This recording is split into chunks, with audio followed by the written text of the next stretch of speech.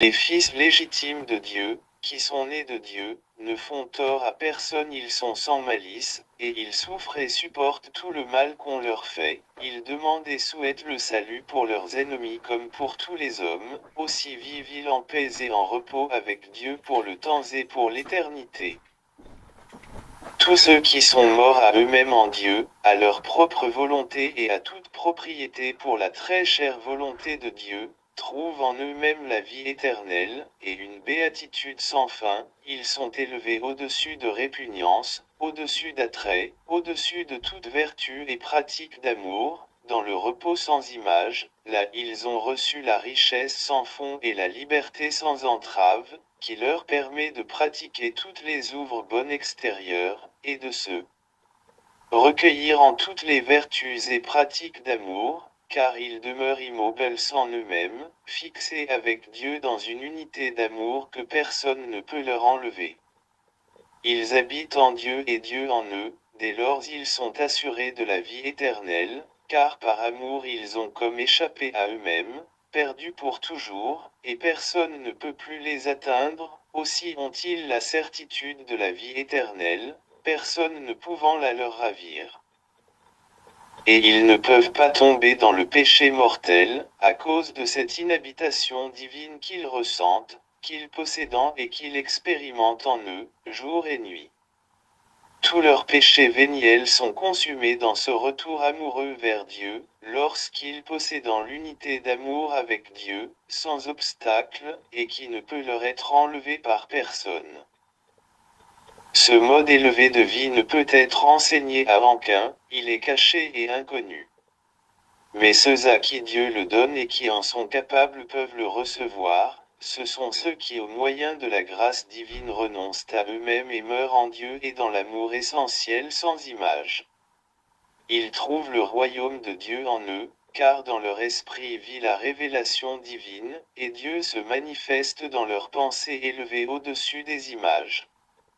On appelle ceci la vie contemplative. La richesse y est grande sans mesure, là brille le jour de l'amour, que Dieu seul peut donner et qu'ici-bas on ne peut exprimer en paroles. La charité parfaite comprend deux modes, le précédent est le mode le plus élevé d'amour qu'on puisse vivre, ainsi qu'il a été expliqué ci-dessus. L'amour y est achevé et en Dieu y est aimé sans fin.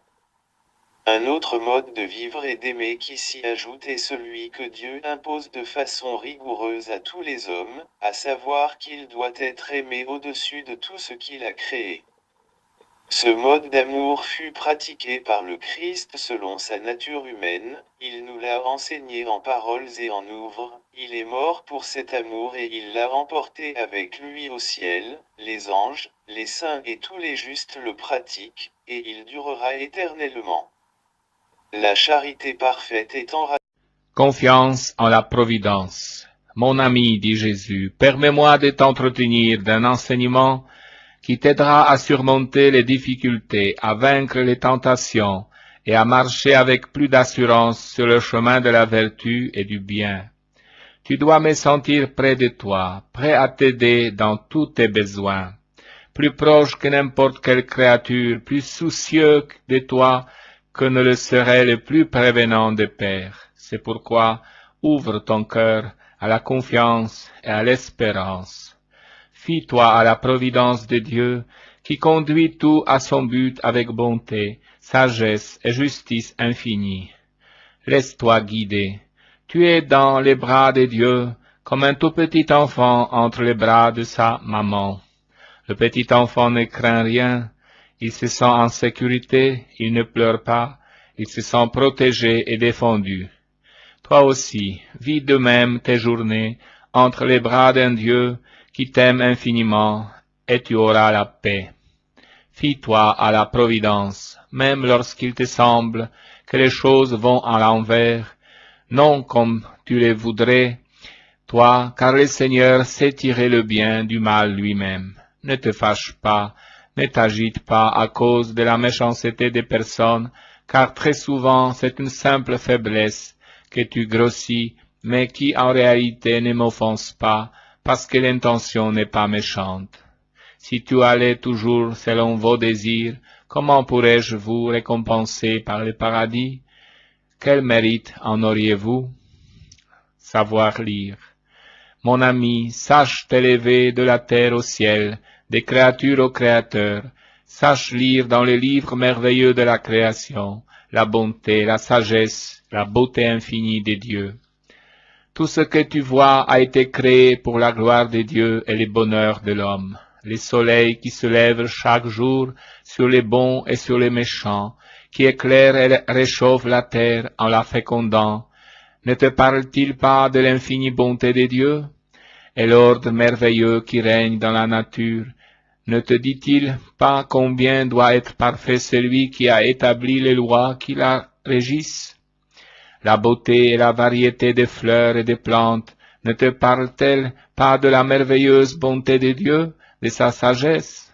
Sache lire, mon ami, et à partir de tout, sache t'élever jusqu'à Dieu pour le remercier, pour l'aimer, pour lui exprimer ta reconnaissance, ta joie.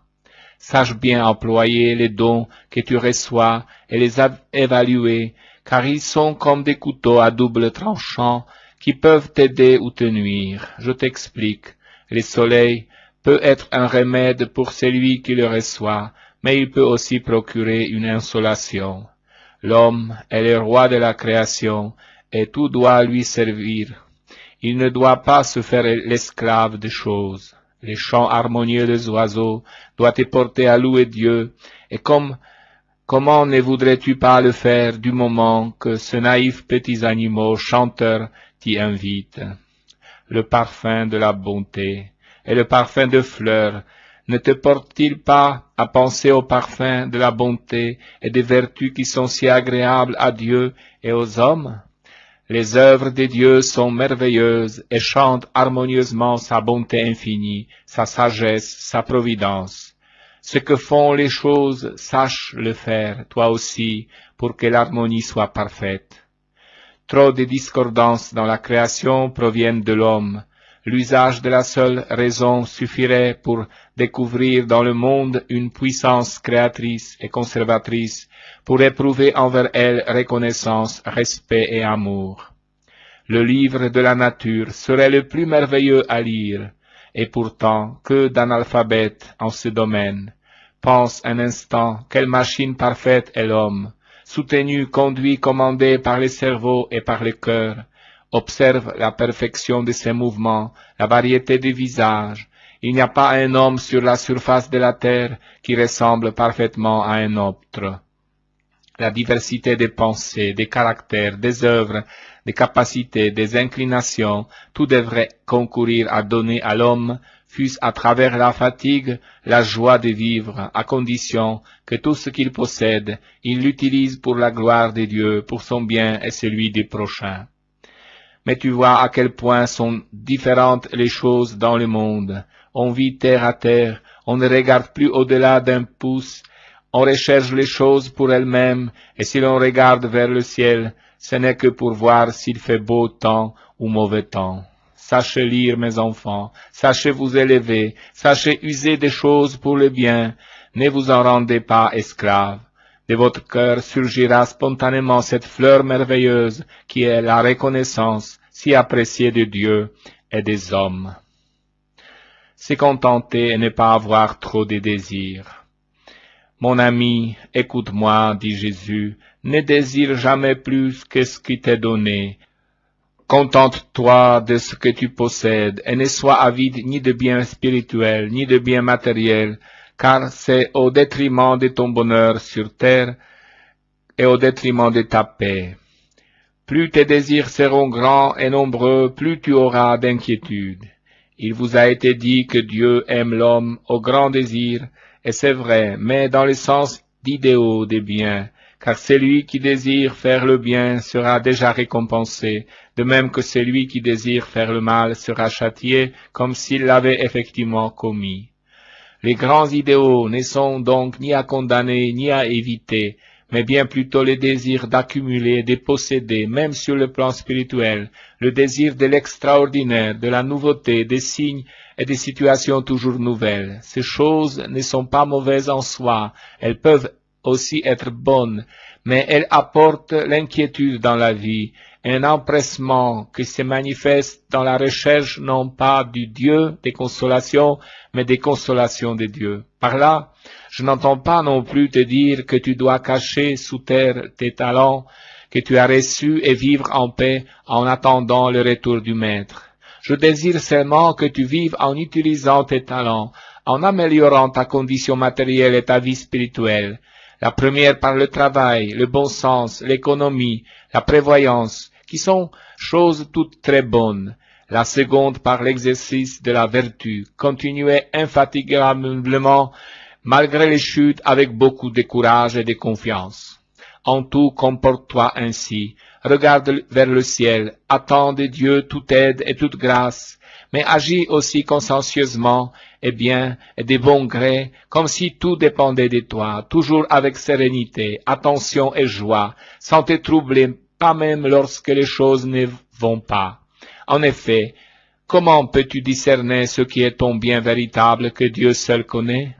Jouis du peu que tu as et sois fidèle dans ce peu, pour qu'il te soit donné beaucoup. Ne t'effraie pas devant les difficultés. Les épreuves ne peuvent manquer. Comment peux-tu savoir si ce métal que tu vois briller est de l'or, si tu ne l'éprouves pas par le feu?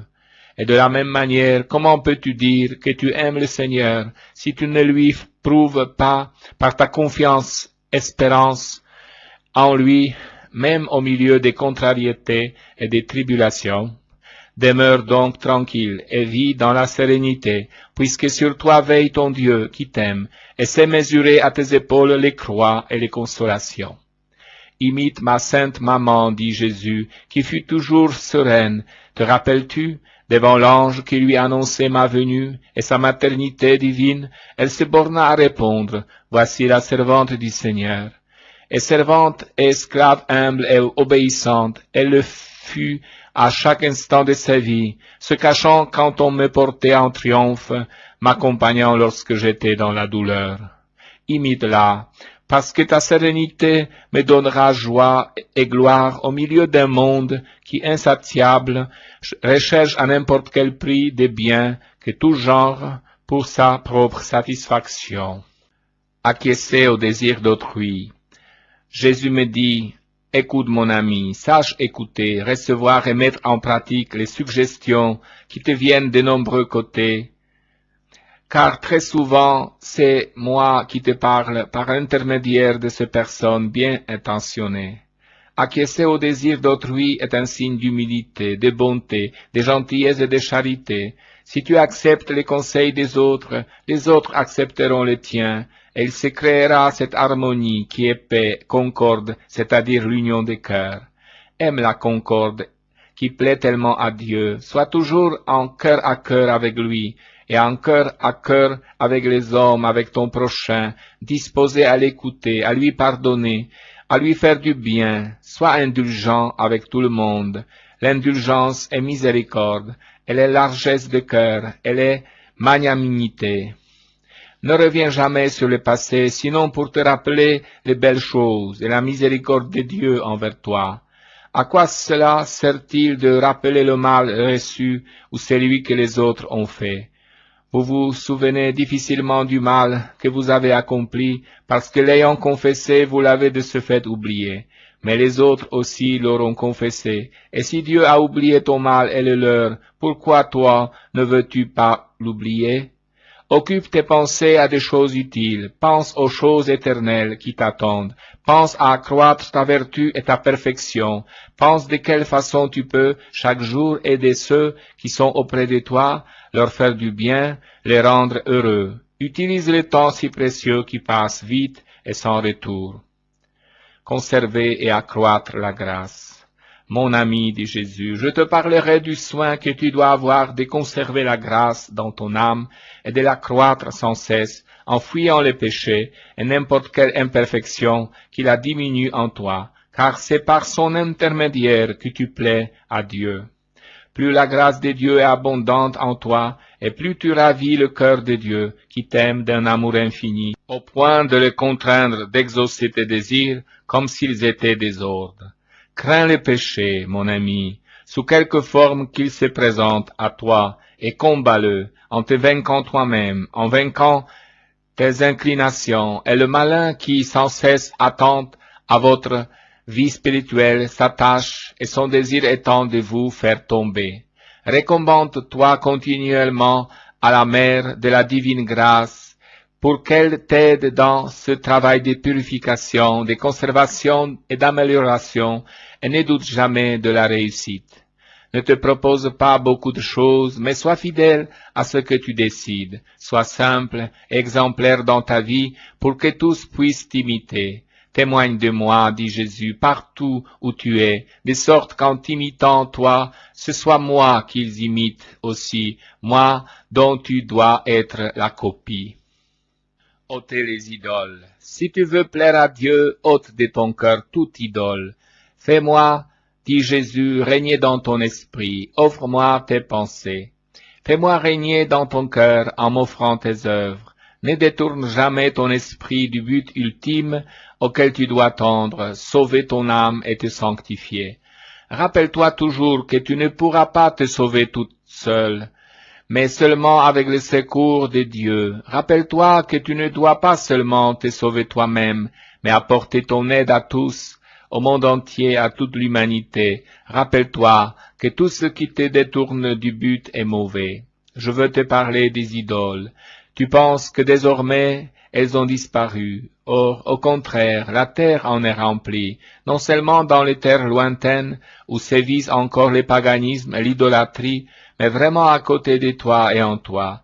Beaucoup font de leur corps une idole qu'ils préfèrent à Dieu. Ils l'entourent de soins, d'ornements, d'attention et de délicatesse jusqu'à le rendre un véritable objet de culte.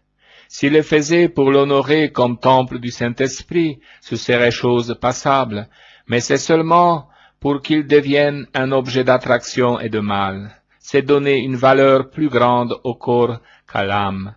C'est véritablement idolâtrer ce qui n'est pas fin en soi, mais uniquement un moyen pour sauver l'âme. Sont des idoles de nombreuses amitiés très profondes et qui n'élèvent pas, parce que ce n'est pas Dieu qui unit les cœurs. Idole encore ses attachements à des choses, même futiles, auxquelles vous donnez une valeur plus grande. Je t'en prie, détache ton cœur de ce qui te détourne de moi, car c'est moi seul qui veux ton véritable bien. Je t'aime infiniment et je désire ton salut. Détruis, même au risque de faire saigner ton cœur, tout ce qui te tient lié à la terre. Regarde en haut, c'est moi qui te donnerai des ailes pour pouvoir voler libre de toute entrave. Sers-toi de tout comme d'un don et comme d'un moyen. Aime tout le monde d'un amour sincère. Aime-les tous en moi et avec moi, jusqu'au jour où l'unité sera complète et éternelle dans la vision béatifique de Dieu.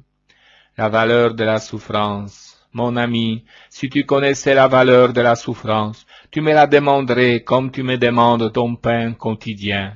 Le saint me disait qu'il la préférait aux joies les plus intenses, et il ne savait vivre sinon dans la souffrance. Imite-le, mon ami, accepte la souffrance comme un don de quelque côté qu'elle te vienne, et offre-la, moi, unie à mes souffrances, comme le véritable don que tu peux faire à Dieu. Souffrir, c'est aimer. Prendre la vie comme elle est. Mon ami, dit Jésus, prends la vie comme elle est, avec ses déceptions, ses contrariétés, ses peines. Toi, tu ne peux modifier le cours des étoiles, et tu ne peux changer les événements qui accompagnent une existence. Tout contribue au bien, même ce qui, pour toi, est inexplicable. Garde le calme, la sérénité et la paix. Ne vois-tu pas comme changent les hommes et comme changent les cœurs? Toi-même, ne t'aperçois-tu pas de l'instabilité de tes sentiments, les soucis, les obligations de travail, l'arrivée de nouveaux événements, que de choses changent. Ainsi en est-il pour tous les hommes de la terre. Veux-tu trouver un cœur fidèle? Cherche le cœur de Dieu, lui seul est immuable. C'est pourquoi résigne-toi à te voir oublier, éloigner, trahir, répudier. Non pas qu'il fasse bien ceux qui t'oublient, trahissent, abandonnent, etc., mais pour que tu puisses quand même garder la paix. Résigne-toi à ces choses en les attribuant non pas à la méchanceté ou à l'incompréhension, mais à la faiblesse de la nature humaine qui ne sait pas demeurer constante. Prie toujours pour tout le monde et surtout pardonne. Ne souhaite de mal à personne, sache attendre. Si tu sais te dépasser toi-même et t'élever en détachant toujours davantage ton cœur des créatures, il te viendra une grande paix et tu n'éprouveras plus les besoins de rien. Quand tu seras au ciel, les affections que tu as cultivées et désirées peut-être inutilement te seront rendues purifiées et sanctifiées. Alors ton cœur, rassasié de l'amour de Dieu, jouira également en lui de toutes ces affections que Dieu t'a ôtées parce qu'elles ne t'étaient pas nécessaires ou peut-être parce qu'elles étaient dangereuses. Remercie Dieu, mon ami, qui dans sa divine sagesse dispose tout pour ton plus grand bien. Recommande-toi sans cesse à la Mère du divin amour, Marie, afin qu'elle purifie tes affections et te laisse uniquement celles qui t'élèvent et te portent au bien. Recommande-moi continuellement ton cœur, mon ami, offre-le-moi en don, afin qu'il m'appartienne pour toujours. Se rendre humble. Mon ami, dit Jésus, rends-toi toujours plus humble pour être agréable à mon cœur. Demande-moi tous les jours la vertu d'humilité, parce que je l'accorde à ceux qui me la demandent avec insistance. Imite-moi, mon ami. Je t'en ai donné l'exemple par une vie tout entière faite d'humilité, d'humiliation. Très souvent, vous croyez posséder la vertu d'humilité parce que vous savez vous montrer humble en des circonstances déterminées, mais l'humilité est bien différente. La basse estime de soi et l'estime du prochain parfois n'est qu'apparente. Il est très facile de dire au Seigneur que l'on n'est rien et capable de rien, que vous n'êtes que misère et péché, tant que personne ne vous confirme ces vérités. Mais si un supérieur ou un égal, et à plus forte raison un inférieur, osait dire ce que vous-même dites de vous, comme les choses changeraient, que de bouderies, que de susceptibilités, que de discordes causées par ce peu d'humilité. Mes chers enfants, la porte du paradis est très petite, et seuls les petits peuvent la franchir. Vous rappelez-vous les pharisiens et les publicains dans l'Évangile? Mieux vaut un pécheur humble et repentant qu'un juste orgueilleux, car la justice et la sainteté ne s'accordent pas avec l'orgueil, ou pour mieux dire, il n'existe pas de véritable juste, ni de vrais saints, qui soient en même temps orgueilleux. L'humilité est la base de la sainteté, elle en est le triomphe. Tu veux te faire saint? Fais-toi petit. Imite ma sainte maman Marie, qui toujours voulut être la servante du Seigneur et n'être que cela. Elle fut connue comme l'épouse du charpentier et la mère d'un malfaiteur qui, après avoir suborné le peuple, mourut entre deux larrons sur une croix. Et pourtant elle avait de quoi se glorifier, elle qui était la mère de Dieu. L'humilité est la vertu qui te rendra agréable à Dieu et aux hommes, et qui te permettra de leur faire du bien dans la ligne de ta mission et en vue de la vie éternelle. L'homme libre, les épis froissés.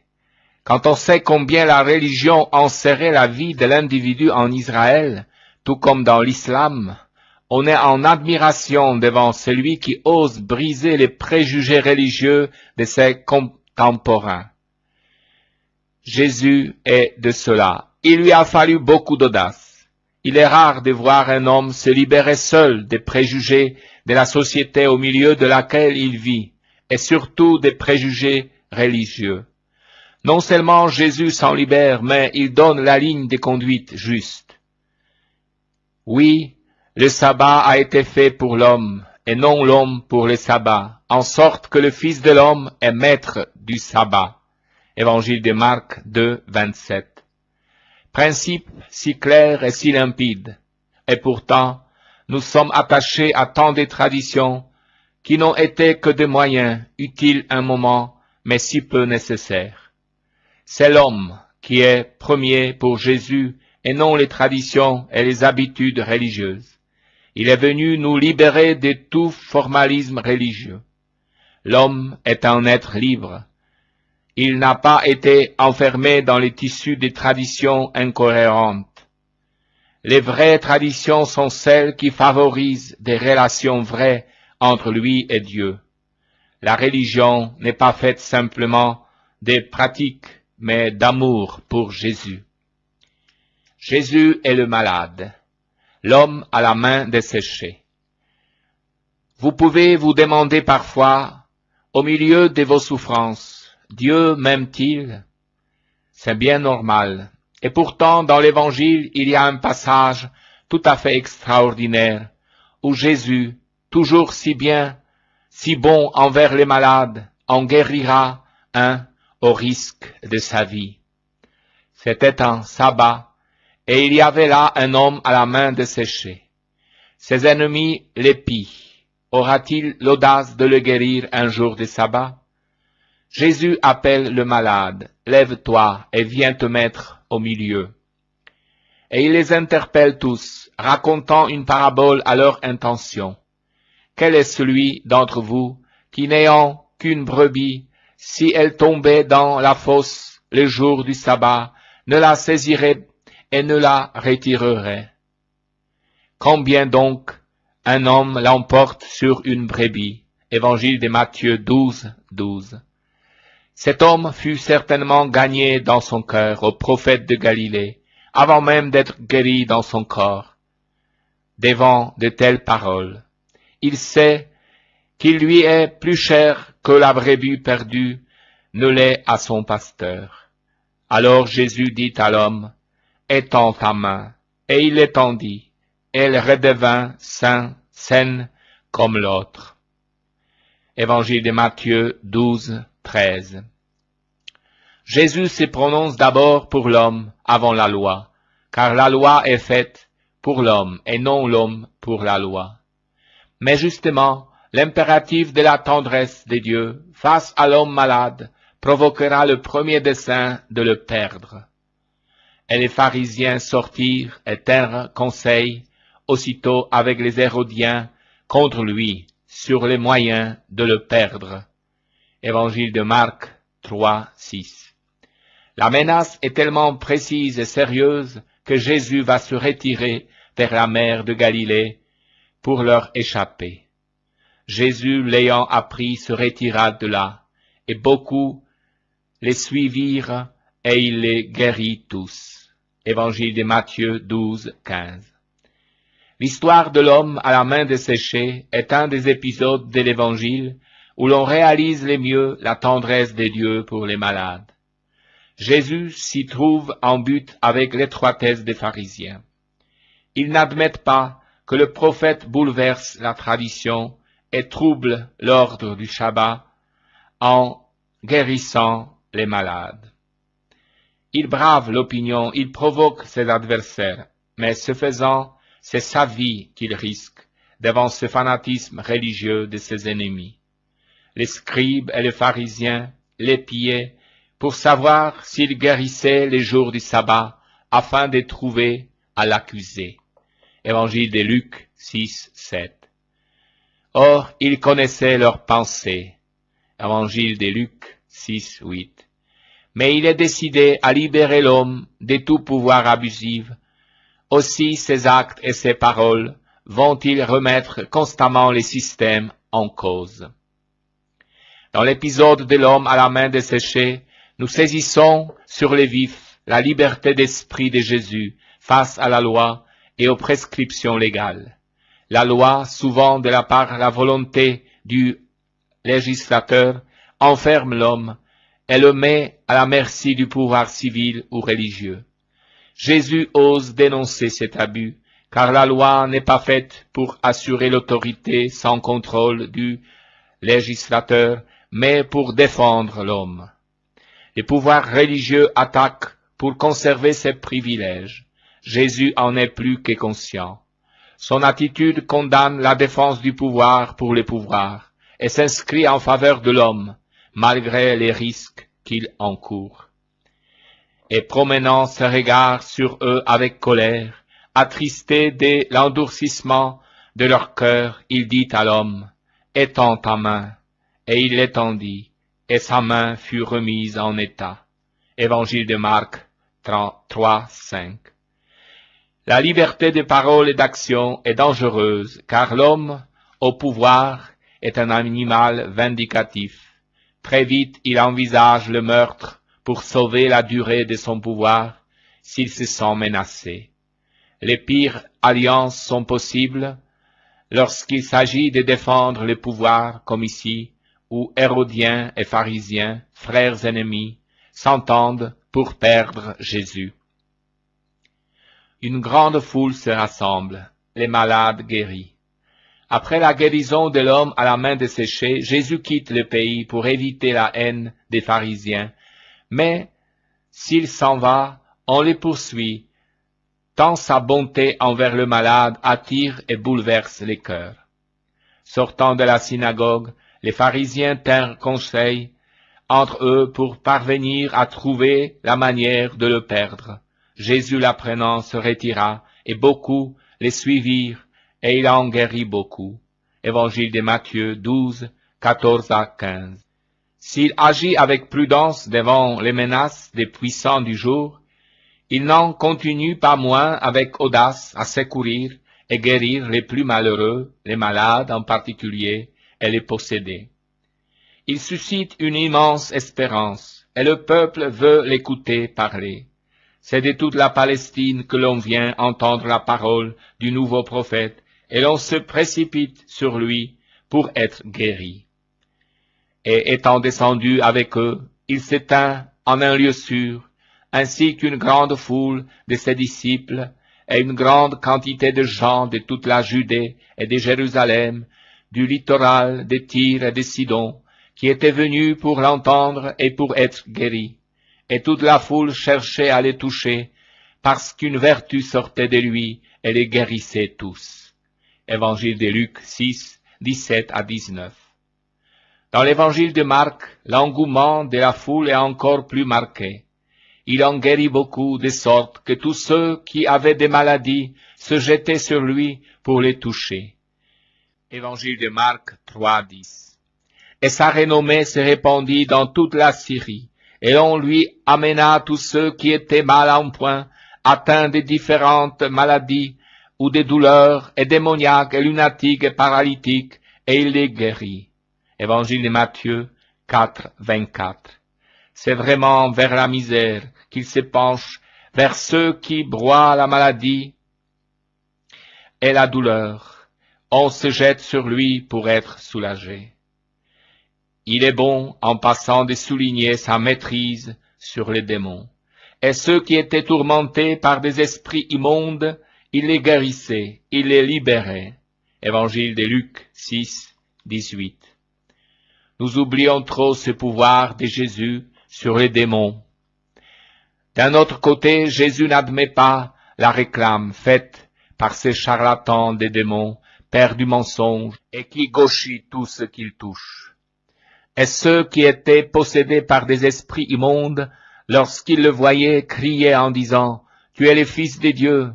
Et il leur enjoignait vigoureusement de ne pas révéler qui il était. Évangile de Matthieu 3, 12. Jésus n'a que faire du témoignage du malin. Les contemporains de Jésus sont étonnés de cette force qui émane de lui et qui reste inexplicable pour eux.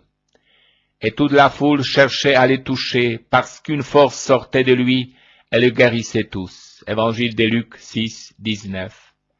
Mais il évite soigneusement toute réclame, car Jésus est un être libre qui ne ressent nul besoin de propagande extérieure.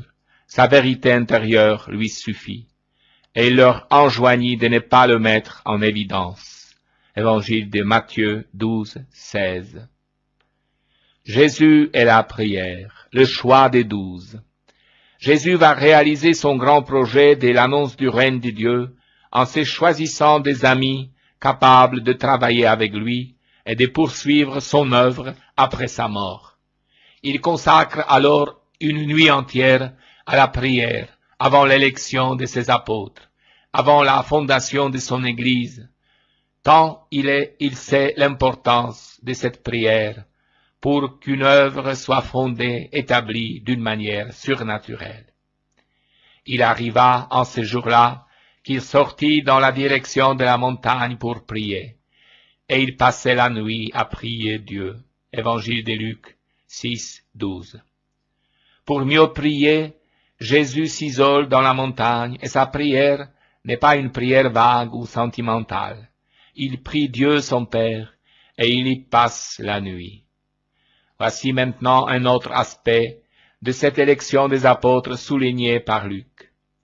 Puis il monte à la montagne et il appelle auprès de lui ceux qu'il voulait, et il en établit 12 pour être avec lui et pour les envoyer prêcher. Il leur donne pouvoir sur les esprits impurs pour les chasser et pour guérir toute maladie et toute infirmité. Évangile de Marc 3, 13 à 14, Évangile de Matthieu 10, 1. Ce passage nous montre quelle personne extraordinaire se révélait en Jésus. On était attiré vers lui, on s'est bousculé pour le toucher et le voir, on cédait à un de ses regards, et pourtant on ne pouvait pas pénétrer dans son intimité. C'est lui qui brise cette crainte et qui appelle auprès de lui ceux qu'il voulait. Évangile de Marc 3, 13. Pour les faire entrer dans son amitié. L'amitié est forcément un choix. Il y a dans le choix des apôtres les doubles mouvements et les doubles jeux de la liberté du Seigneur et celle de ses amis. Il appelle ceux qu'il veut. Les 12 font le pas et se rendent auprès de lui. Dieu, dans son amour, nous choisit, mais il nous laisse libres de nous rendre près de lui. Dieu est tellement discret. Et c'est désormais l'intimité entre ces 12 et lui-même. Et cela, il le veut, et ils ne sont là auprès de lui, et ils ne sont ses amis que pour partager sa mission, ses préoccupations. Comme lui n'est que l'envoyé du Père, ainsi envoie-t-il les siens pour poursuivre la mission. À ces 12, il donne 3 pouvoirs, prêcher le royaume, guérir les malades, chasser les démons. Ils iront donc à son exemple accomplir tout cela, avec sa promesse, « Je suis avec vous pour toujours jusqu'à la fin du monde. » Jésus et le royaume. Jésus, dans les discours sur la montagne, nous engage à marcher avec lui sur le chemin caillouteux des tracas quotidiens. Cela, il nous met en main les clés du vrai bonheur. Car ce n'est pas à une vie étroite, amoindrie, minable qu'il nous appelle. Non, tout au contraire, c'est à la vie la plus réaliste qui soit, celle qui, de l'étoffe journalière des misères et des souffrances, tisse l'habit de lumière des noces éternelles. Jésus nous convie tous à la joie du royaume des dieux, à la fête du ciel. Son message éclate comme un coup de trompette pour nous tirer de la tristesse du temps présent. Il éclaire d'ailleurs ce temps d'un tout autre soleil que celui de la terre, et nous appelle à une espérance plus solide que celle des lendemains qui ne chanterait que des joies éphémères. Bienheureux, ce sont les premiers mots de sa charte. Oui, bienheureux êtes-vous, et d'un bonheur possible, à portée de la main, non pas un bonheur imaginaire et inaccessible aux pauvres gens que nous sommes. Car il s'agit pour lui de monnayer sans argent le train-train journalier des pauvretés, des budgets étriqués, des chômages, des besoins de faim et de soif, de froid peut-être, d'arthrose, de vieillesse, de peines morales et de larmes, de deuil et de solitude. Il s'agit de monnayer toute cette souffrance humaine contre la joie et même contre la joie éternelle. Jésus nous crie ici la joie de Dieu de voir l'homme, sa créature, poussière spirituelle, appelé au bonheur éternel à travers le chemin fragile et périssable du temps. Bienheureux les pauvres en esprit, parce que le royaume des cieux est à eux. La première des béatitudes nous indique la disposition fondamentale requise pour entrer de plein pied dans le royaume des dieux. Jésus ne béatifie ni le dénuement ni la pauvreté.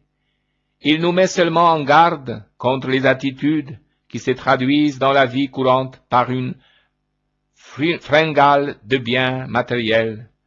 Non seulement il nous faut réussir, mais toujours mieux réussir. Non seulement il nous faut gagner de l'argent, mais toujours en gagner davantage. Notre cœur, notre esprit, nos forces vives, tout est requis, accaparé pour atteindre ce but. Rien n'est terrible comme ce démon de l'avoir, les jours où nous en sommes possédés, et il nous guette tous. Jésus nous invite à libérer notre cœur, à y faire place nette, et nous promet, à travers cette première béatitude, les bonheurs au présent, à l'encontre des autres béatitudes, qui ne nous les promettent, elles, que dans l'avenir.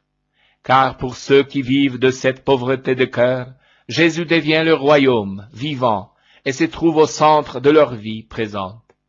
Il devient leur lumière et leur chemin. Aucun obstacle n'arrête plus l'ardeur de ces paroles qui comblent leurs désirs, rendus disponibles pour aimer Dieu et les hommes de tout leur cœur, de tout leur esprit, de toute leur force. C'est pourquoi être pauvre en esprit entraîne à lutter contre tout manque chez les autres, afin de pouvoir parvenir à un partage vrai des biens de la terre. Être pauvre en esprit, cela nous entraîne aussi à désirer pour nous et pour tous les hommes, d'un désir insatiable, la richesse de Dieu. Marie est le modèle parfait de cette pauvreté. Cette femme fut si vide d'elle-même, si passionnée de Dieu, qu'elle l'attire en son sein et renouvelle l'alliance d'Abraham, alors que les riches s'en vont les mains vides. Avec elle, les vrais pauvres de cœur exultent et dansent de joie, car leur bonheur n'est pas une insulte pour ceux qui ont faim, froid ou soif, mais une invitation à un partage fraternel. Bienheureux les doux, bienheureux les pacifiques. Bienheureux les doux parce qu'ils posséderont la terre. Bienheureux les pacifiques parce qu'ils seront appelés fils de Dieu. Sagesse nouvelle qui s'oppose à la sagesse humaine. N'est-ce pas l'orgueil, la violence qui maintiennent les royaumes des grands de cette terre? Jésus s'inscrit en faux contre cela et nous affirme tranquillement le contraire. Avec la rage de posséder, existe bien chez l'homme un terrible désir de puissance. La racine de ce désir, l'agressivité, est une force, une pulsion nécessaire à notre survie, comme le désir de posséder un territoire et de le défendre. C'est une nécessité biologique. Mais Jésus affirme que ces deux forces ne doivent pas devenir envahissantes et qu'il nous faut les maîtriser ici par un esprit de détachement, là par un esprit filial envers Dieu, qui nous fait reconnaître en tout homme un frère et non un sujet de notre empire. Car nous sommes tous les fils de Dieu et le Père des miséricordes prend soin de rappeler à son vertueux aîné que le fils perdu est toujours son fils. Il y a un mépris des autres qui aboutit à la haine, au racisme, à la guerre. Bienheureux les doux, les pacifiques. Bienheureux ceux qui pleurent parce qu'ils seront consolés. Nous sommes désemparés devant les grandes douleurs. Les pleurs d'une veuve ou ceux d'une mère nous laissent muets. La mort est un scandale irréparable. Que dire dans de telles circonstances? Les paroles du Seigneur nous étonnent et nous irritent. Bienheureux ceux qui pleurent parce qu'ils seront consolés. Ces paroles ressemblent-elles aux condoléances dérisoires que l'on fuit avec horreur, ou ne sont-elles que paradoxes?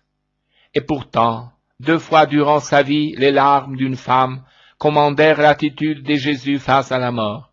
Bouleversé devant la détresse de la veuve de Naïm, il lui dit « Ne pleure pas » et il lui rend son fils.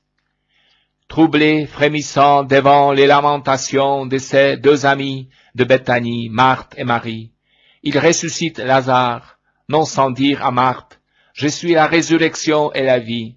Celui qui croit en moi, fût-il mort, vivra, et quiconque vit et croit en moi ne mourra jamais. Évangile de Jean 11, 25.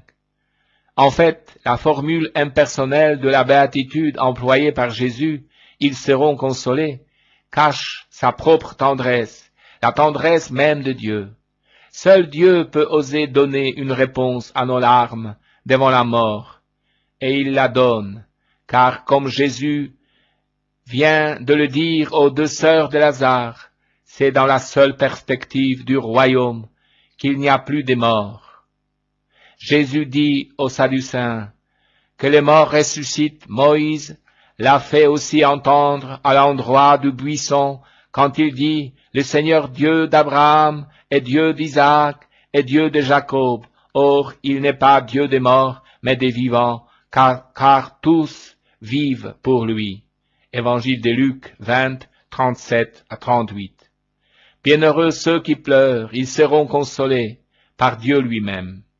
Dieu de tendresse et de miséricorde, car Dieu ne nous explique pas le pourquoi de notre condition mortelle, de notre condition de créature fragile et éphémère, par des paroles, par des bavardages.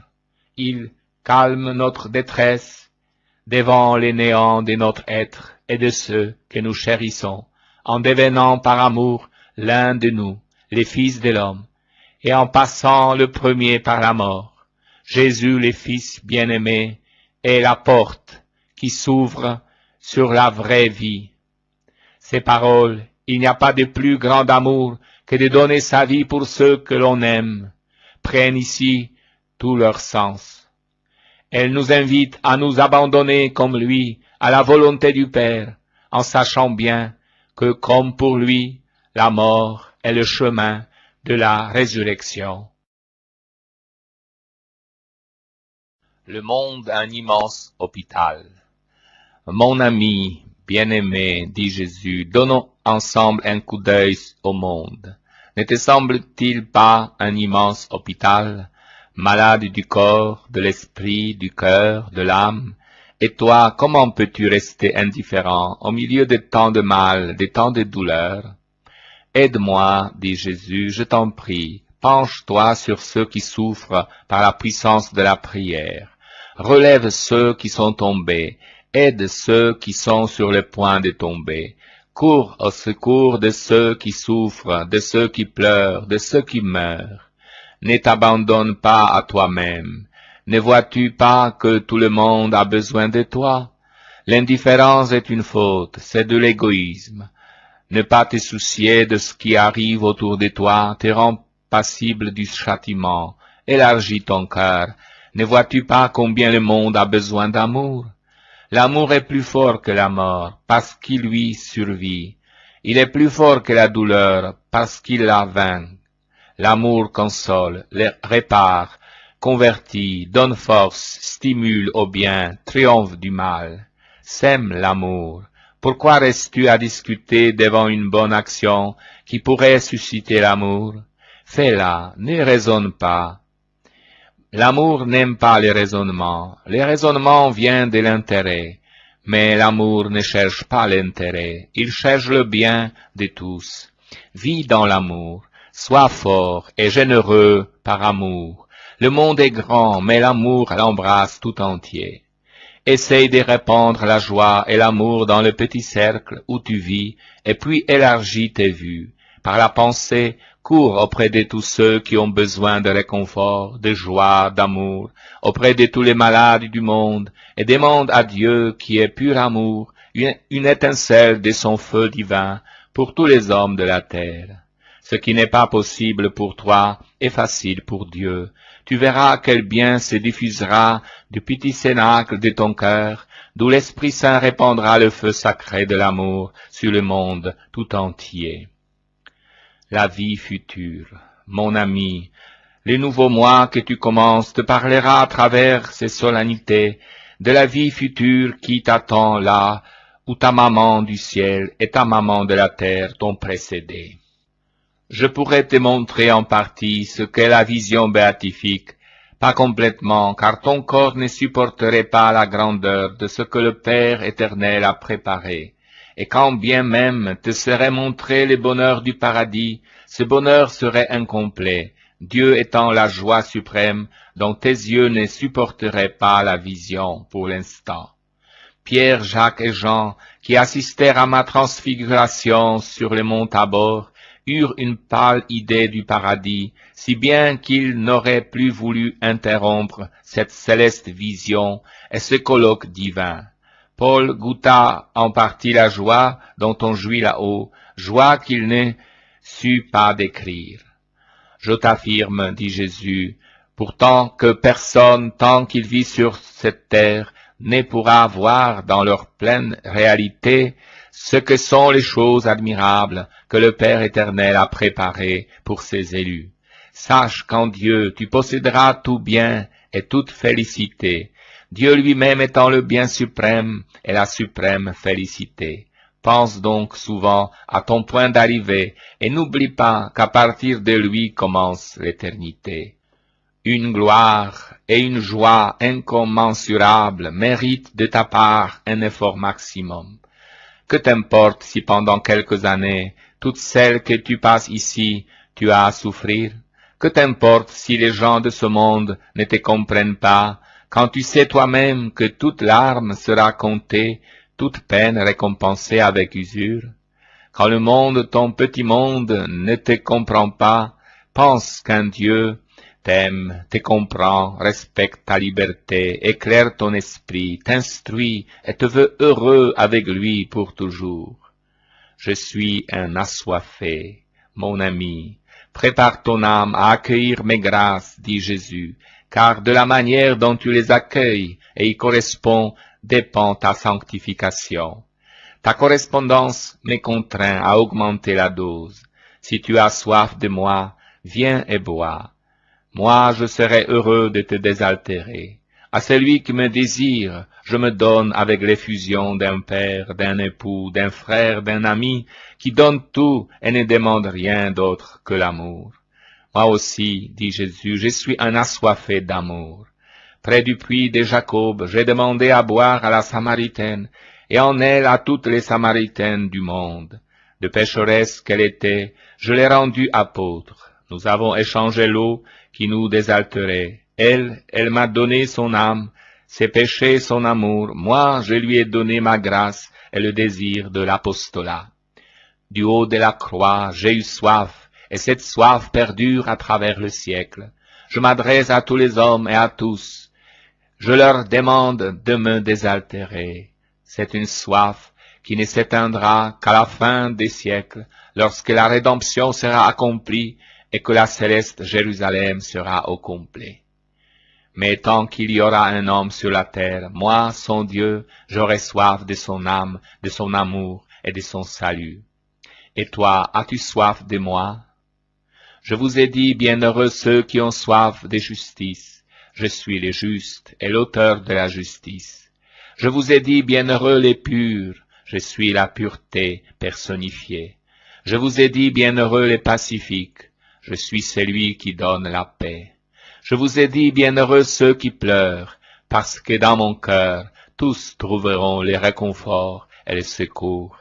Venez, venez tous à moi, dit Jésus. J'étancherai votre soif des choses du monde.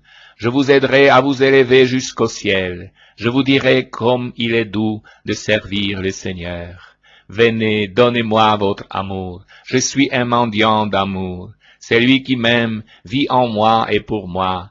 Il ne se sent plus le poids de la croix. Celui qui m'aime observe ma loi, qui n'est plus un joug. Celui qui m'aime me suit aussi sur les calvaires, meurt avec moi pour ressusciter avec moi. Aimez-moi, mes chers enfants, je ne vous demande pas autre chose. Approche-toi de moi. Jésus me dit, mon ami, approche-toi toujours de moi avec confiance et amour, mais aussi avec crainte et tremblement, car je suis ton Dieu. Si tu connaissais la grandeur, la puissance, la sagesse de Dieu, tu demeurerais rempli d'un étonnement merveilleux. Cela, tu ne pourras le comprendre tant que tu seras comme emprisonné dans ton corps. Ce n'est qu'avec les yeux spirituels, les yeux de l'âme, qu'il te sera donné de comprendre beaucoup de choses qui maintenant te sont complètement inconnues ou à peine ébauchées. Dans l'attente du jour où, si tu mérites le paradis, tu verras Dieu, applique-toi avec mon aide à le connaître dans toute sa grandeur et sa bonté, pour l'aimer toujours plus et toujours mieux. Désire et aime tout ce qui te parle de Dieu, mais surtout confie-toi à ma maman, la Sainte Vierge Marie, siège de la sagesse, pour qu'elle t'instruise et te révèle mes secrets. Avec son aide, tu pourras faire grandir ta taille spirituelle et atteindre ma taille de fils de l'homme. Je veux t'expliquer ce que j'entends dire. Tu me rejoindras dans la pratique des vertus que j'ai pratiquées sur la terre en tant qu'homme, semblable à toi en tout, excepté le péché. À chaque instant de ta vie, tu peux te demander à savoir avec certitude si ce que tu es en train d'accomplir est bien ou mal, quand moi-même, à ta place, je pourrais accomplir cette même action de la même manière. Demande-toi donc souvent durant la journée, Jésus agirait-il ainsi, penserait-il ainsi, aimerait-il ainsi, parlerait-il ainsi? Si la réponse était toujours affirmative, quelle joie tu me donnerais, et avec quelle tranquillité tu pourrais te dire véritable chrétien, mon véritable disciple. Essaye, ce n'est pas difficile, et en te présentant un jour à mon Père dans le ciel, tu pourras lui dire en toute sincérité, je suis ton Fils, un autre Jésus-Christ, et lui t'accueillera dans la gloire éternelle. Le véritable amour des dieux. Mon ami, écoute-moi, dit Jésus, n'aie peur de rien, je suis auprès de toi, aime-moi, j'ai un tel désir d'être aimé, et ils sont si peu nombreux ceux qui m'aiment sincèrement. La plupart du temps, beaucoup d'âmes croient m'aimer, mais à la première épreuve ou à la première contrariété, elles se découragent, pleurent, se désespèrent, et ce qui me fait le plus mal, elles m'abandonnent. Ces âmes me cherchent, moi, mais seulement pour leur jouissance spirituelle et pour être à l'abri des peines corporelles. En un mot, elles me cherchent et m'aiment égoïstement et uniquement pour le profit qu'elles en retirent. L'amour véritable est bien différent, mon ami. Il est comme un don que tu fais continuellement à l'être aimé. Quand, en outre, cet être est ton Dieu, l'amour devient le lien précieux qui unit la créature au Créateur d'une manière sublime, impérissable, de sorte que la mort elle-même ne peut le briser, et toutes les contrariétés, les croix, les maladies et les peines de cette vie ne réussissent pas davantage à l'affaiblir. Vois-tu, mon ami, comme le véritable amour est difficile à pratiquer? Peut-être crois-tu aimer quand, le cœur plein de joie, tu exprimes cette joie par des douces paroles d'affection? Attends un peu. Essaye de te sentir abandonné, calomnié, contrarié, raillé, insulté, et demande-toi si, en de pareilles difficultés, tu te sens heureux d'aimer le Seigneur, bien que tu penses que toutes ces contrariétés, c'est lui qui te les procure ou les permet pour ton bien. S'il en est ainsi, remercie vraiment ton Dieu. Dans ton cœur, il y a le véritable amour. Es-tu heureux de prier et de lui offrir des sacrifices quand ton cœur est plein de ferveur et que ta santé t'est favorable? Attends un peu. Laisse que la ferveur se transforme en froideur. Laisse que tu sois souffrant de la tête aux pieds, comme je le fus moi-même, dit Jésus sur la croix. Et si malgré cela tu sais dire, Seigneur, je t'aime, remercie-le de tout ton cœur, tu as le véritable amour de Dieu. Mais écoute-moi encore, dit Jésus, tu dis que tu aimes Dieu, rappelle-toi qu'il est présent dans chaque créature, dans le pauvre, dans celui qui souffre, dans l'ami et dans l'ennemi, dans l'inconnu qui passe sur la route, dans ton enfant, dans le prêtre, dans la maman, dans l'ouvrier et même dans les pécheurs, dans les bons et dans les méchants. Dieu est présent à tout homme de droit parce qu'il l'a créé, parce que l'âme, qui est son souffle vital, est comme une émanation de Dieu.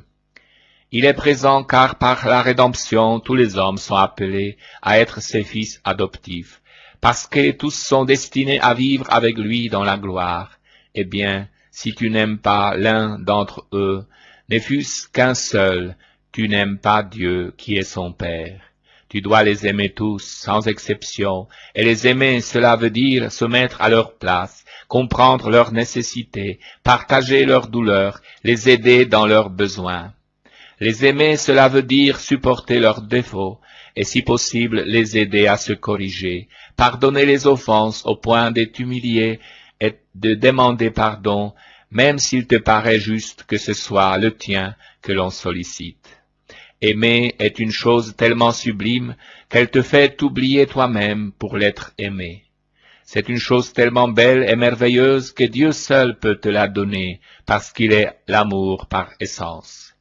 Demande-lui donc toujours le véritable amour, c'est lui dont ont besoin tous les hommes, parce qu'il est le fondement de tout héroïsme, de toute œuvre méritoire pour la vie éternelle. Il est comme la flamme qui alimente la foi et qui constitue la famille.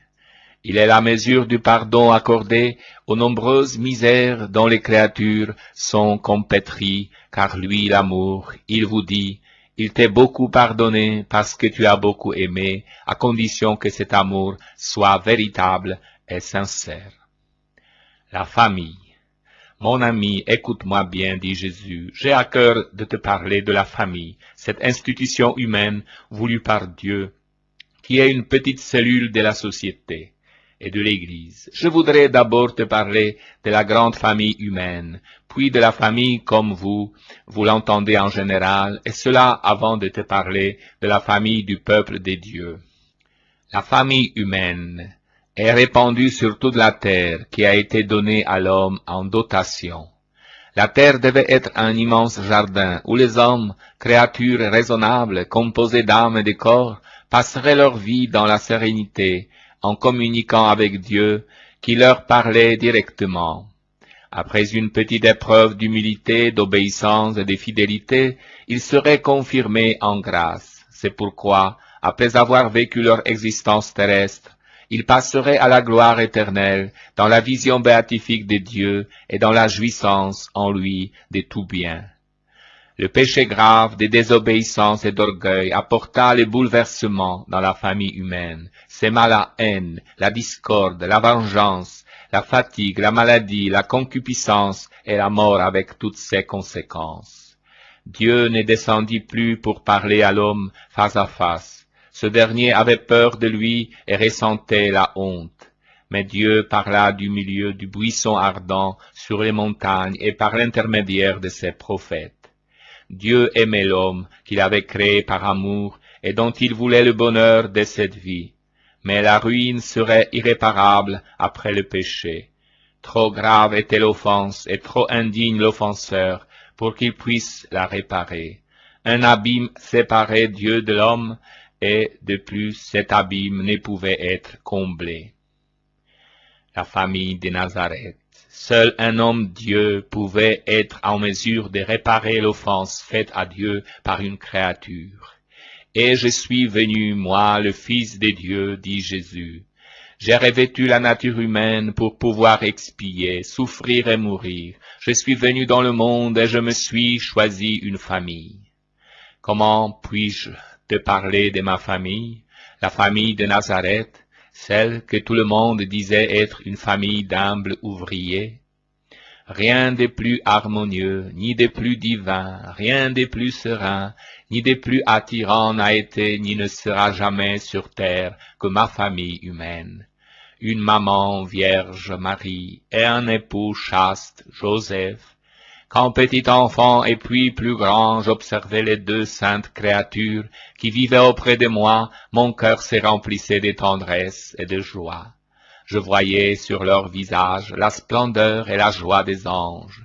Je sentais leur cœur battre à l'unisson dans leur amour pour Dieu, pour moi, car ils me connaissaient comme vrai Fils de Dieu incarné pour tous les genres humains.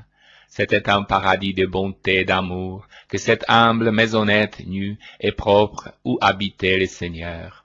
Oh, si le Seigneur pouvait habiter dans toutes les familles! Il y avait une autre famille à Béthanie, celle de Marie, Marthe et Lazare, où très souvent je me rendais, dit Jésus, pour me reposer et me retrouver parmi des amis. Que de délicatesse et de sincérité, de sentiments avaient mes hôtes, qui soupiraient après ma venue et m'accueillaient dans leur maison avec la joie et le désir avec lequel on accueille une personne à qui l'on pense depuis longtemps et que l'on aime fortement. Ma présence sanctifiait leurs âmes, qui, dans la pratique de la foi et de l'amour, se préparaient à accepter les sacrifices, à accomplir leurs devoirs quotidiens. Les familles modernes. Voici, mon ami, ce qui manque aux familles modernes, la foi qui fait vivre Dieu au milieu d'elles, et l'amour qui, en purifiant les âmes de leurs membres, les rend capables de se sacrifier les uns pour les autres. Parmi les choses merveilleuses créées par Dieu, une des plus belles a été précisément la famille.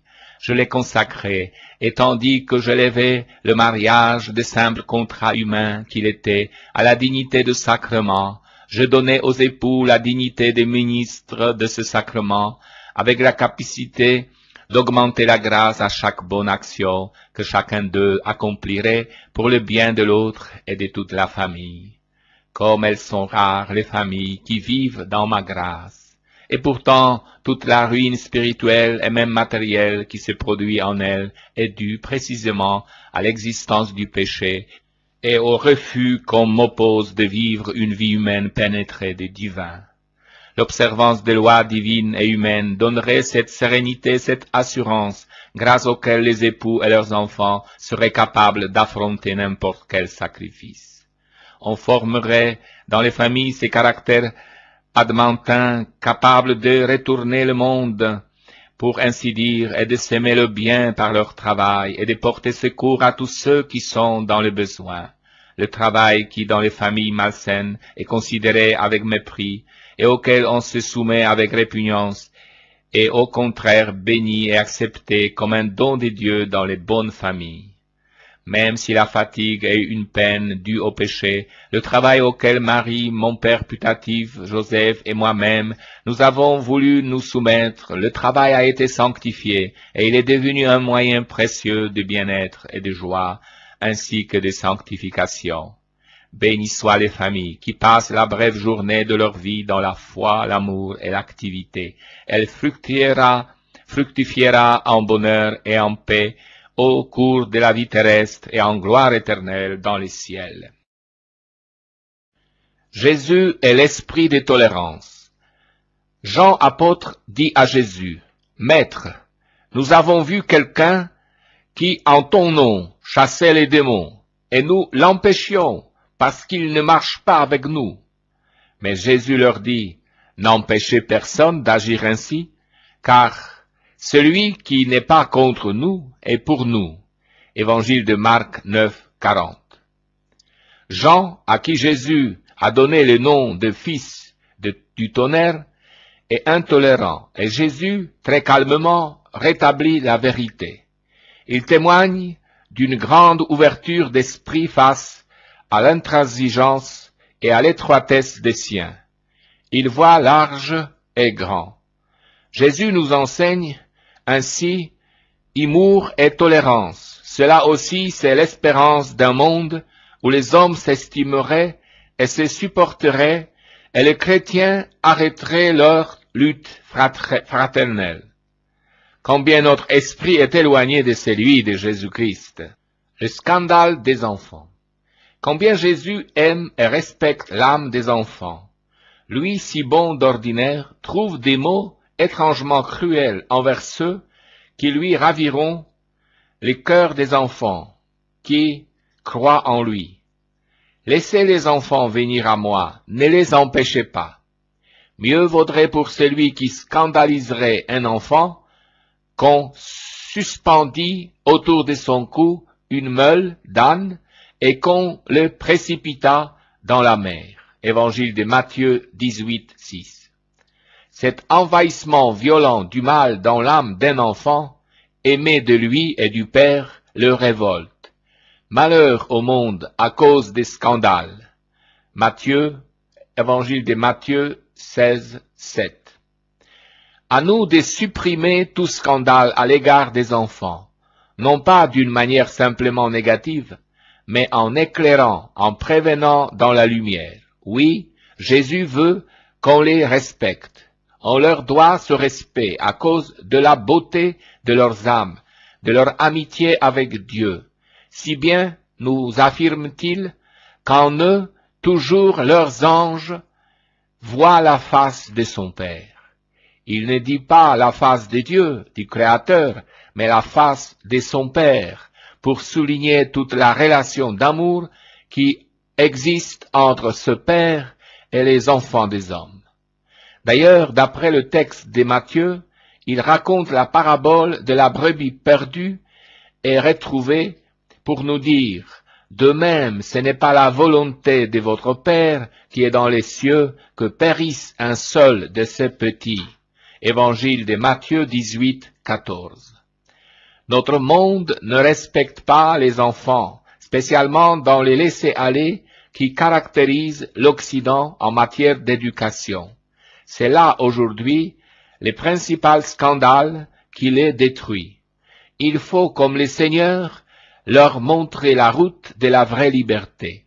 Cette route qui demande toujours des efforts, puisqu'il sera toujours mensonger de parler d'une liberté sans contrainte. Puisse-t-il aussi découvrir le Maître aux multiples impératifs de la liberté et suivre avec enthousiasme ses commandements. L'énergie pour se préserver du scandale reçu. Jésus nous demande parfois d'être énergiques et de savoir couper court à ce que notre main et notre œil désirent pour ne chercher que les vraies valeurs du royaume des dieux. Or, si ta main ou ton pied est pour toi un sujet de scandale, coupe-le et jette-le loin de toi. Il vaut mieux pour toi entrer dans la vie manchot ou boiteux que d'être jeté dans le feu éternel ayant deux mains ou ayant deux pieds. Et si ton œil est pour toi un sujet de scandale, enlève-le et jette-le loin de toi. Il vaut mieux pour toi entrer dans la vie avec un seul œil que d'être jeté ayant les deux yeux dans la géhenne du feu. Évangile de Matthieu 18, 8 à 9.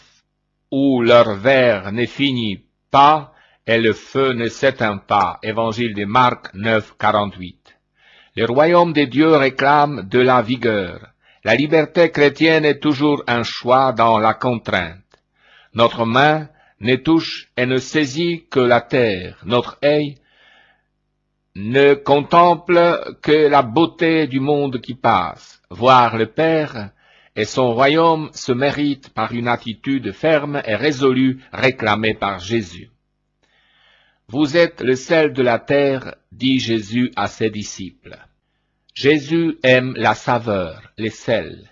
Sa sagesse est faite de force et de douceur, de violence et de paix. Il n'aime pas les gens neutres. Il veut les gens actifs, qui ne se laissent pas faire par leur passion, mais qui les dominent. Vous êtes le sel de la terre. La grandeur du chrétien donne sa saveur au monde créé en le ramenant à Dieu. Mais si le sel perd sa saveur, avec quoi va-t-on le saler? Il n'est plus bon à rien qu'à être jeté dehors et foulé aux pieds par les gens. Évangile de Matthieu 5, 13. Pour Jésus, nous devons donc avoir le courage de nos opinions et savoir entraîner les autres afin d'être utiles pour le royaume des dieux. Ayez en vous-même du sel et soyez en paix les uns avec les autres. Évangile de Marc 9, 50.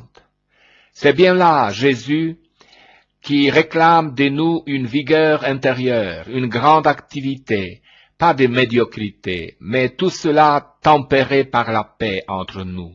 La vigueur n'exclut pas la compréhension, le respect des autres, l'attention portée à leur dignité. Il y a chez Jésus une demande d'absolu vis-à-vis de nous-mêmes, si nous voulons étendre les règnes des dieux.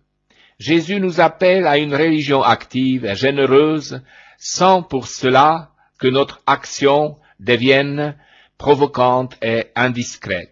La liberté chrétienne ne s'accomplit que dans la lutte, dans l'effort, car jamais rien de grand et de beau ne se construit dans la facilité. Les pardons fraternels. Si ton frère a péché, reprends-le entre toi et lui seul. Jésus nous propose une société chrétienne où nous aurions le courage de dire à nos frères la vérité dans le respect. Et si ton frère a péché, va, reprends-le entre toi et lui seul. S'il t'écoute, tu auras gagné ton frère. Évangile de Matthieu 18, 15. L'attitude demandée par Jésus est à l'encontre de la pratique générale. Les cancans tournent sans que jamais l'intéressé ne soit averti directement, car ce n'est pas bien souvent que nous suivons ce conseil de Jésus. Pour Jésus, notre prochain est un frère, quelqu'un à qui l'on pardonne de tout cœur, car pour lui nous sommes membres d'une même famille, celle de Dieu. Jésus nous demande donc de prendre l'initiative dans les conflits avec nos frères et sœurs. À nous de poser ces actes libres qui aident nos frères et sœurs à sortir de l'enfermement de la haine ou du péché. Cette action libre gagne les cœurs. Tu auras gagné ton frère. Cette action provoque une libération. Autrement, nos frères restent prisonniers ou de leur faiblesse dans le péché ou de la haine qui envahit leur cœur.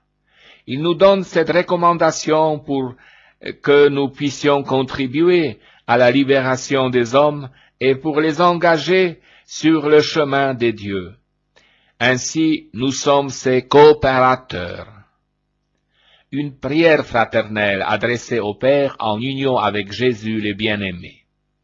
Jésus envisage une société fraternelle où ensemble nous prierons le Père.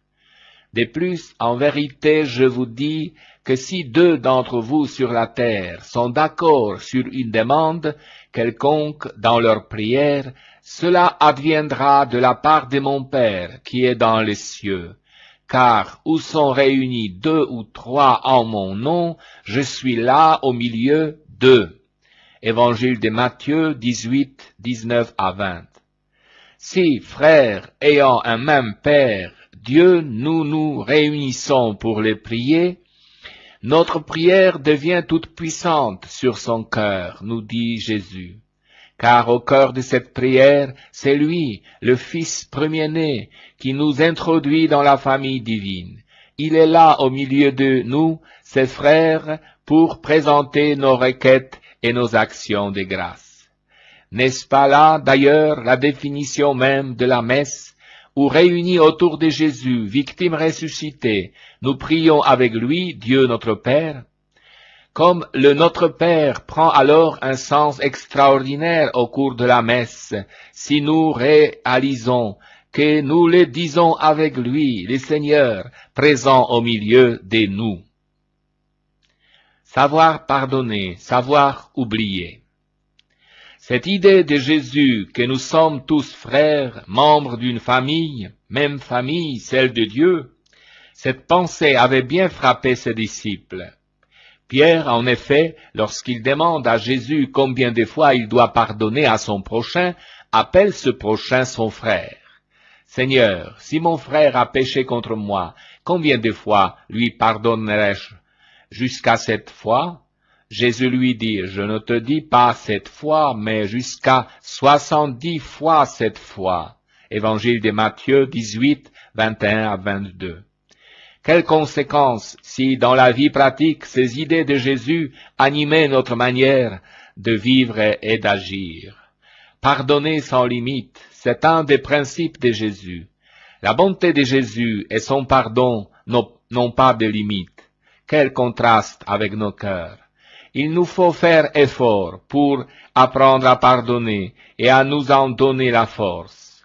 La sagesse de Jésus se montre bien différente de la sagesse du monde.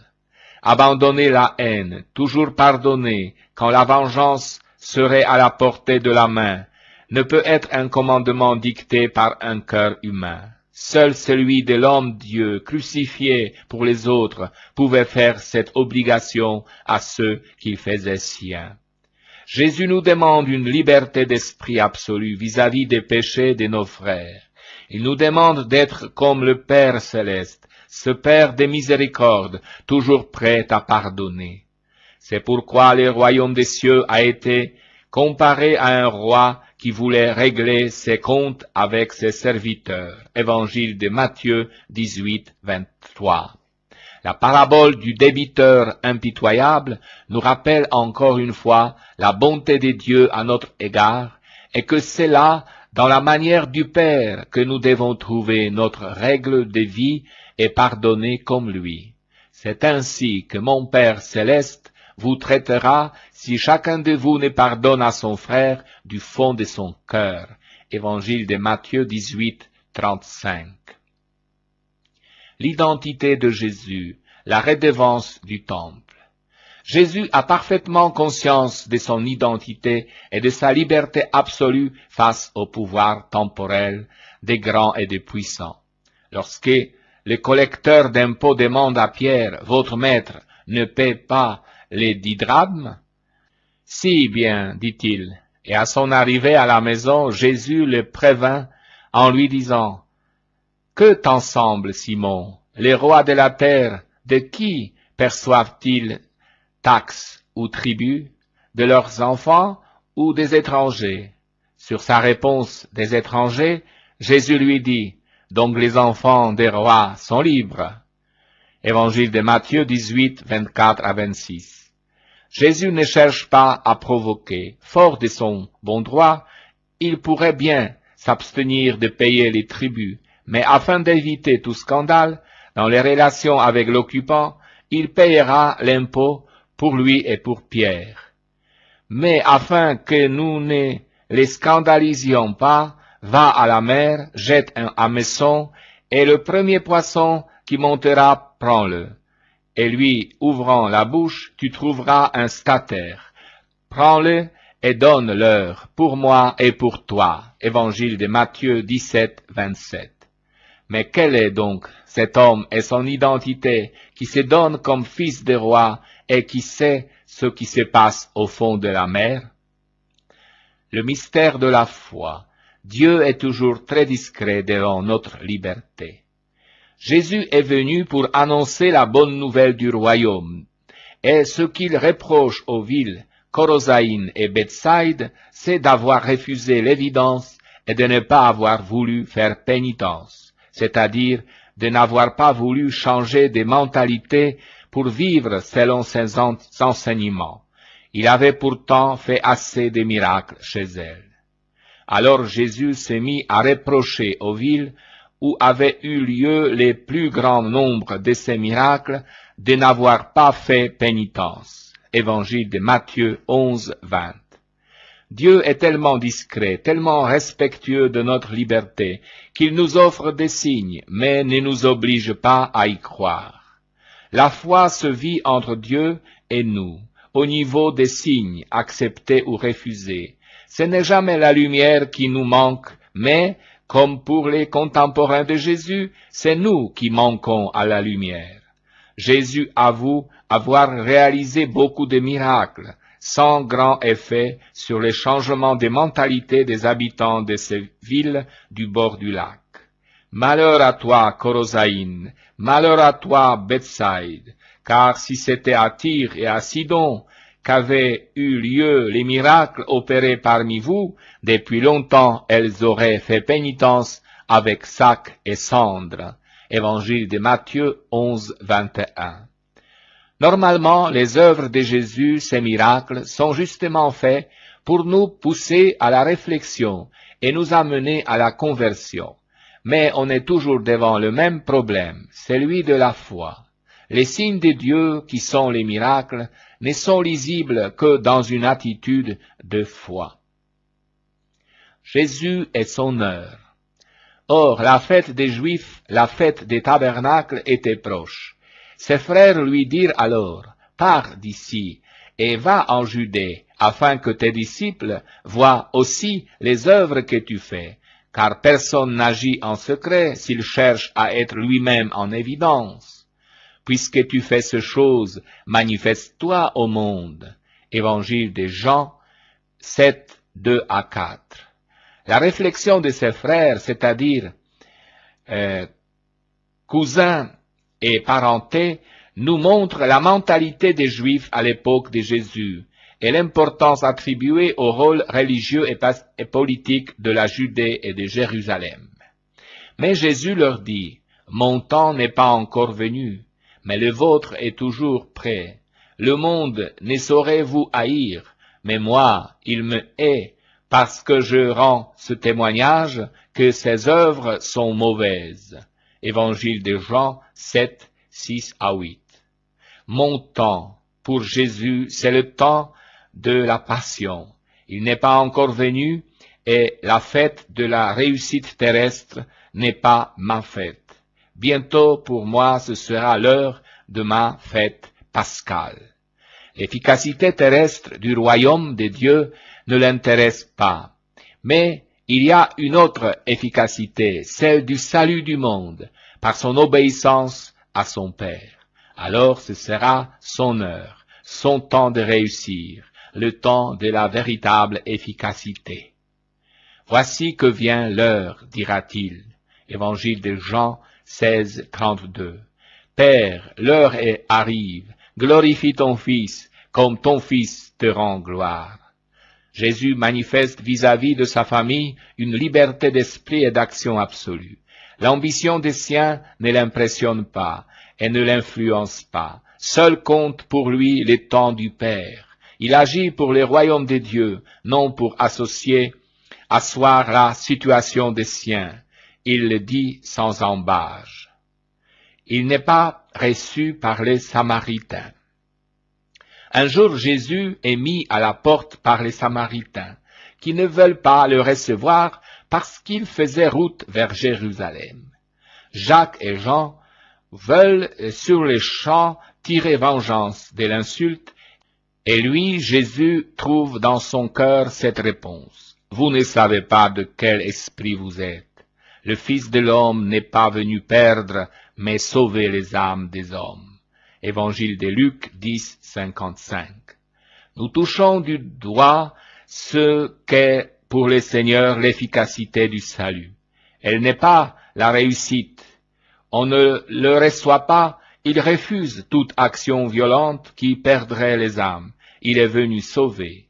Il continuera donc sa route ailleurs. Les apôtres veulent une efficacité immédiate, réduire les opposants. Et lui, le Seigneur, regarde l'échec supporté, sans vengeance, comme le chemin de la victoire. Dieu n'est pas pressé. Face au salut des hommes, Jésus ne tient pas compte des injures. Il refuse catégoriquement de se servir de sa puissance pour se venger. Et nous sommes souvent vengeurs. Nous méritons alors les reproches du Seigneur. Vous ne savez pas de quel esprit vous êtes.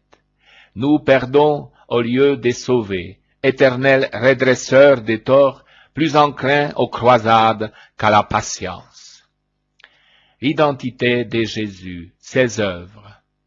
Comme on était déjà au milieu de la fête des tabernacles, Jésus monta au temple et il enseignait. Évangile de Jean 7, 14. Il enseignait et osait le faire jusque dans les temples, et cela en plein jour de fête, malgré l'œil soupçonné et envieux des prêtres et des pharisiens, car leur attitude et leur rage à son égard ne lui échappaient nullement. Pourquoi cherchez-vous à me faire mourir? Évangile de Jean 7, 15. Et il enseignait. Les Juifs s'en étonnaient donc en disant, comment celui-ci sait-il les lettrés sans avoir suivi les leçons? Évangile de Jean 7, 15. La personne de Jésus stupéfie ses contemporains, car il échappe aux lois communes. Ils n'en reviennent pas. On lui en veut parce qu'il n'est pas de l'école, du clan rabbinique. Sa réponse Ma doctrine n'est pas de moi, mais de celui qui m'a envoyé. Évangile de Jean 7, 16. Cette doctrine puisée en Dieu, dans la vie même de Dieu, s'oppose à toute doctrine humaine, et en particulier à celle de certains scribes et pharisiens, comme la lumière s'oppose aux ténèbres. Jésus est l'envoyé du Père pour nous en apporter les paroles dans une simplicité fondamentale qui s'oppose aux multiples détails et arguties des traditions humaines. Car Jésus distingue bien les traditions humaines et de la tradition donnée par l'Écriture sainte.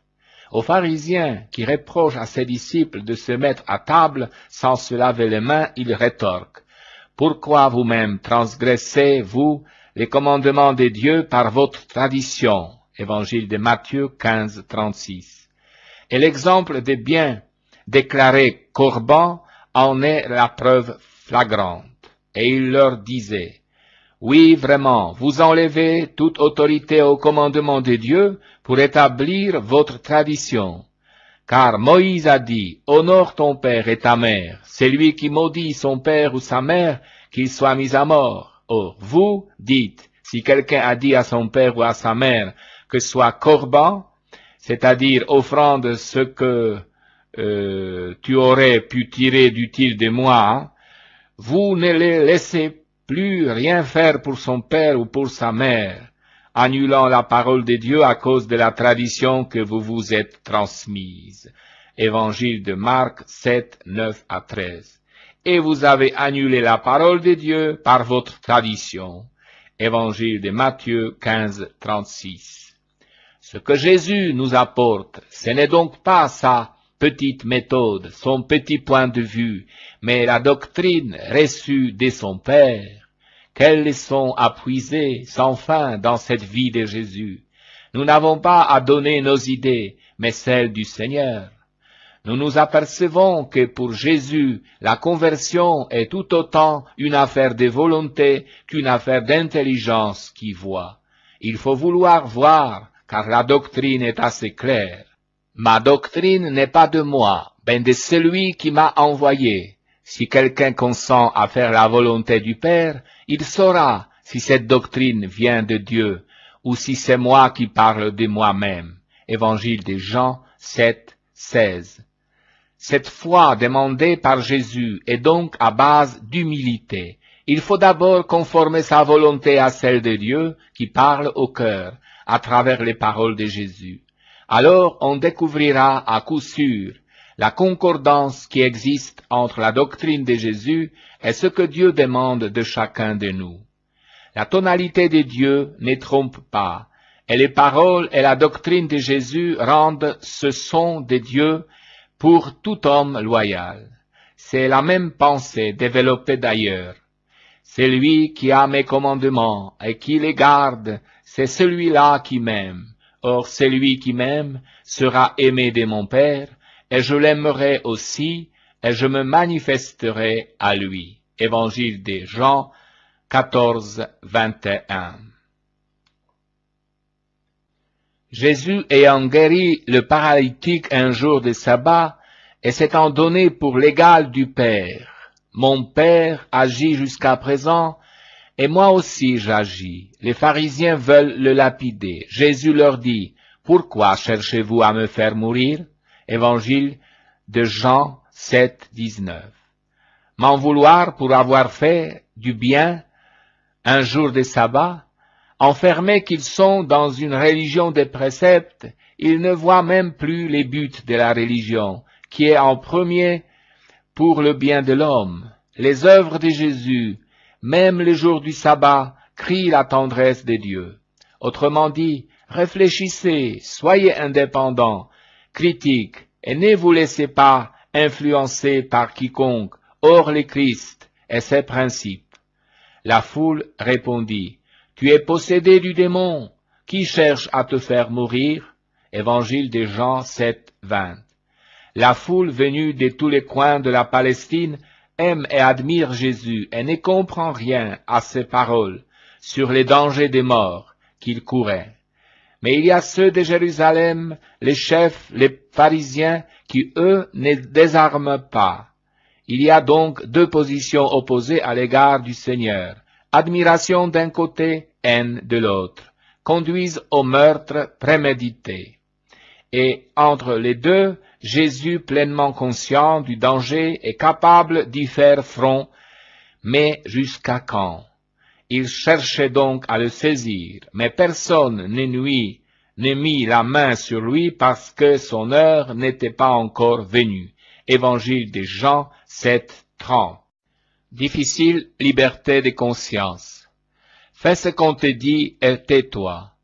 Qui n'a pas entendu cette formule maintes fois répétée, jadis, au temps passé? Elle résume bien le souvenir qu'on peut avoir, souvenir sans doute durci et exagéré du temps passé. Nous avons vécu dans des sociétés et donc aussi dans une église où il convenait de suivre les règles et d'appliquer les normes. Il n'était sans doute pas très difficile de le faire, car les rôles sociaux et religieux étaient relativement bien fixés et clairs. On allait à la messe comme tout le monde, le dimanche. Cela faisait partie des convenances de la vie sociale. Les responsabilités réciproques des époux au foyer et vis-à-vis des enfants étaient assez bien tracées, mais tout autant les tâches sur les lieux de travail où les contremaîtres se chargeaient de faire respecter les cadences et les normes, et quant aux armées, ceux qui les fréquentèrent alors savaient que même hors temps de guerre, il ne faisait pas bon évoquer la liberté, car l'adjudant n'aurait pas manqué de rappeler les bienfaits de l'obéissance à l'éventuel récalcitrant. Les usages entre générations allaient de soi, et l'enfant savait qu'il devait obéir aux consignes du maître à l'école comme à celles des parents à la maison. Non que tout était rose dans ce contexte, l'enfant aussi savait tourner la règle, et derrière la façade du conformisme se dissimulaient bien des transgressions. Mais dans les contextes des sociétés et d'églises stables, où peu de choses nouvelles apparaissaient pour bousculer les comportements anciens, les mœurs étaient assez bien réglées, et sauf cas vraiment exceptionnel, on ne voyait pas pourquoi on ne suivrait pas fidèlement ce que tout le monde faisait. La liberté consistait alors à suivre la vie ordinaire et non pas à s'y opposer. Et d'ailleurs, on aurait pu le faire sans exposer aux sanctions sociales insoutenables, mises à l'écart, jugements dépréciatifs de l'opinion, stigmatisations diverses. C'est pourquoi, dans un tel contexte, la référence à la liberté de conscience ne paraît pas devoir s'imposer et même semble avoir peu de pertinence. Mais les temps ont changé. Nous n'en sommes évidemment plus là. Et il faut prendre conscience de ces évolutions qui nous affectent tous, pas seulement dans les églises, mais aussi dans les diverses couches de la société et à tous les âges, pour comprendre les changements et leur portée. C'est en effet quand les hommes perdent de leur visibilité, quand les règles se brouillent parce que trop nombreuses, vagues ou contestées, quand les rôles sociaux, celui de l'épouse ou de l'époux, de l'employé ou du patron, de l'enseignant et de l'élève ne paraissent pas clairs ou semblent injustes, inégalitaires ou oppressifs, qu'on fait assez normalement appel à la liberté de conscience. Après tout, pourquoi serais-je obligé de me conformer à des normes dont je pressens le caractère arbitraire ou injuste, et pour tout dire souvent injustifiable? Et si je n'ai pas à m'y conformer, n'est-ce pas parce qu'une obéissance trop inconditionnelle irait contre ma conscience de femme qui n'accepte plus les formes traditionnelles de la dépendance, ma conscience des citoyens ou des travailleurs qui refusent une soumission aveugle aux normes, ma conscience d'être humain qui veut avant tout réussir sa vie personnelle et qui s'aperçoit que cet idéal ne passe pas nécessairement par l'obéissance aux convenances traditionnelles, mais aussi ma conscience d'enseignant qui, sachant qu'il y a à éveiller une liberté chez l'enfant, ne veut plus le soumettre à des savoirs ou à des comportements imposés. L'appel à la liberté de conscience. On pressent à quel point, dans ce contexte, qui est celui des sociétés modernes, l'appel à la liberté de conscience passe au premier plan. C'est à moi de décider qui j'épouse et s'il convient de me marier, quel métier j'exerce et comment je vais le faire, quelle religion je pratique ou refuse de pratiquer, et en elle à quoi j'adhère et ce que je repousse. La liberté passe au premier plan, certes, mais avec le risque que cette liberté soit sans contenu, qu'elle épouse mes caprices, mes sentiments immédiats ou mes lobbies. Le danger est grand alors que chacun soit livré à lui-même, faute de pouvoir s'appuyer sur des normes stables, et donc que la subjectivité la plus individualiste prenne les dessus et impose sa loi. Livré à soi-même ou soumis à une nouvelle forme de conformisme, on suivra la foule, on fera comme les copains, cohabitation entre sexes, distance prise à l'égard de la religion, suivisme des modes et des pensées. Est-ce encore de la liberté ou une nouvelle forme de conformisme, plus contraignante et plus subtile que ce conformisme dont je parlais en commençant? Celui-ci ne se donne pas pour tel, mais sous le masque de la liberté la plus grande et du choix le plus individuel. Sous prétexte de cet usage de la liberté qu'il faut bien appeler pervers et ruineux pour la liberté elle-même, réduite au caprice individuel, faut-il pour autant renoncer à l'idée de liberté de conscience? L'Église, pas plus que les grandes doctrines morales, ne l'ont jamais fait. Même si l'on a dit plus haut, ce thème n'a pas toujours été honoré comme il lui fallu et pour les raisons indiquées. Car c'est la liberté authentique qui permet d'échapper au conformisme, pour déboucher sur une vie personnelle assumée en toute responsabilité devant soi-même, devant les autres et devant Dieu. Si l'on ne veut pas être un robot ou un esclave des modes changeantes, il faut bien se donner des références personnelles des jugements. Un jugement bien fondé. Telle est la liberté des consciences. Non pas un sentiment ou un instinct qui porterait à agir en suivant sa pente aveuglement, mais un jugement qu'on cherche à bien fonder en vue d'assumer ses actes.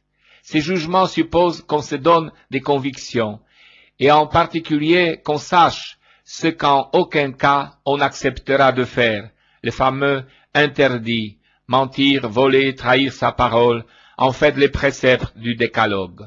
Car une conscience qui n'est pas armée pour dire non devant le mal ou la violence ne sera jamais capable de décider positivement de ce qu'elle veut. Elle sera comme un bouchon sur l'eau ou comme un cymbale retentissante pour parler à la manière de Saint Paul apôtre. Ces jugements supposent aussi qu'on se soumette à l'épreuve de la rencontre avec autrui. Une conscience droite cherche à vérifier sa décision. Elle n'est jamais si sûre d'elle-même qu'elle pourrait se passer de la référence à l'appréciation d'autrui, amis, conjoints, conseillers spirituels. Et enfin, bien évidemment, ces jugements impliquent que je ne me lie pas seulement devant moi-même, mais devant plus grand que moi, devant Dieu. Une liberté chrétienne serait-elle droite si elle ne se mettait pas devant Dieu et ne s'interrogeait pas pour savoir si dans sa décision elle honore son Créateur et Seigneur, si elle est à la hauteur de sa vocation de fils ou de fille de Dieu, si elle respecte en elle l'image du Christ et donc de Dieu? Il faut l'avouer, l'exercice d'une liberté de conscience authentique est difficile dans une société permissive où l'on confond liberté et désir spontané. Pourtant, il faut d'autant plus rechercher une telle liberté qu'elle est la condition, d'une part, pour échapper au conformisme des plombs qui nous oppresse aujourd'hui, et d'autre part pour accéder à une existence vraie devant soi et devant Dieu. Les grands chambardements. Depuis quelque temps, les diocèses, de plus en plus nombreux, connaissent un changement assez radical quant à la présence et à l'action des prêtres dans la pastorale. Ici, ce sont des mariages sans messe et des obsèques sans messe ni prêtre. Là, ce sont des aumôneries confiées à des laïcs. Ailleurs, des presbytères où l'on trouve un monsieur ou une dame de permanence, alors qu'on y cherchait un prêtre. On trouve aussi désormais des religieuses ou des laïcs responsables de la paroisse. Là comme ailleurs, on ne s'étonne plus que la messe dominicale ait lieu tantôt dans l'église de l'une des 10 à 20 ou 40 communes de la grande paroisse, tantôt dans celle d'une autre. Chose admirable, les personnes qui vivent cette évolution de l'intérieur, les chrétiens qui de près ou de loin sont investis dans l'organisation de la paroisse et de ses activités, voient généralement de nouveaux visages de l'Église qui se dessinent avec une grande confiance et une paix profonde. Par contre, quelques chambardements pour ceux qui se présentent et avant tout comme croyants mais pas pratiquants, rarement comme chrétiens, et qui ont des exigences de service après-vente, selon le mot d'un pasteur, d'autant plus grandes. Il faut baptiser l'enfant impérativement à la date et dans l'église choisie par les parents, même si les aînés déjà baptisés ne vont pas au catéchisme. Il faut un prêtre pour la célébration des obsèques d'un membre de la famille, comme si l'enterrement était un sacrement qui sans lui risquerait d'être invalide. Le curé de la paroisse est raciste parce qu'il n'accepte pas un musulman comme parrain. On objectera également qu'un chrétien n'est pas et ne parle pas aussi bien qu'un prêtre. N'ajoute-t-on pas à la difficulté en remplaçant chrétien par laïc? Certains entendent bien enterrement par deux laïcs et ils comprennent enterrement civil. Bien qu'il s'agisse d'un enterrement des funérailles à l'église avec l'accompagnement de l'équipe des chrétiens. C'est le Concile Vatican II qui est à la base de tous ces changements. Ce concile aida à passer d'une église conçue souvent comme une pyramide, où seul le pape, les évêques et le prêtre semblaient la constituer, à une église peuple des dieux, c'est-à-dire composée comme corps du Christ par tous les baptisés, chacun avec sa fonction et sa responsabilité propre. Cette conception de l'église comme peuple des dieux était sans doute déjà présente jusqu'à là, mais le père du concile l'ont dévoilé et mise en lumière avec bonheur. Il s'agit désormais d'en prendre conscience et de la vivre comme telle, ce qui implique une véritable conversion des mentalités et aboutit à des profonds changements dans la vie des chrétiens, changements qui, dans l'histoire d'un corps comme l'Église catholique, ne procèdent pas par des ruptures, mais par glissement, par déplacement. De nombreuses idées reçues, de nombreux stéréotypes, de nombreux regrets demeurent, mais un énorme travail se réalise en profondeur, un travail de longue haleine, nourri de foi, de patience et d'intelligence, de courage et de dévouement. C'est là un immense chantier beaucoup plus tourné vers les semailles et les lentes maturations que vers les moissons, les chiffres et les statistiques. L'Église y gagne sûrement, en vérité et en humilité, car succès, richesse et honneur ont vite fait de la conduire comme tout homme à la suffisance, à l'orgueil et à l'abus des pouvoirs. Dans les changements parfois douloureusement vécus dans le quotidien de notre vie de foi, essayons de porter notre regard jusqu'à cette mutation profonde qui s'opère au bénéfice d'un christianisme sans cesse appelé à se laisser évangéliser. Quel bonheur de constater la prise de conscience des nombreux chrétiens, l'Église et de leurs responsabilités. Les multiples associations vivent bien grâce à la prise en charge par leurs membres qui assurent l'élection du bureau avec président, secrétaire et trésorier, cotisations, assemblées, etc. N'est-il pas heureux de voir dans beaucoup de paroisses des tâches jusque-là réservées exclusivement aux prêtres, fort bien perçues désormais comme étant celles des membres de la communauté chrétienne? L'expérience montre que les chrétiens les accomplissent avec beaucoup de savoir-faire et de conscience professionnelle. Éveil à la foi et préparation au baptême, préparation au mariage et équipe liturgique, aumôneries diverses, scolaires, étudiants, hôpitaux, maisons de retraite, prisons, services évangéliques des malades, accompagnement des familles en deuil, etc. Cela n'enlève rien au prêtre, appelé par l'évêque et envoyé par lui comme témoin de la tendresse de Dieu. Sa mission est de prêcher la parole de Dieu, de donner la vie de Dieu, de célébrer la réconciliation, de présider l'Eucharistie avec des personnes pourtant très diverses sur le plan familial, social, professionnel ou politique, ainsi réaliser l'unité de la communauté. L'essentiel pour nous tous est, à l'exemple de tant de saints de toute époque et de toute condition, nous convertir, c'est-à-dire nous tourner vers le Christ et repartir du Christ, pour reprendre l'expression du pape Jean-Paul II, nous invitant à cette démarche à l'entrée du 3e millénaire. C'est dans cette perspective que dans la grande mutation que nous connaissons, l'exemple des saints nous invite à revenir à l'essentiel, c'est-à-dire à l'Évangile. Un évangile lu, prié, partagé et discuté ensemble, un évangile médité et contemplé, et surtout un évangile vécu.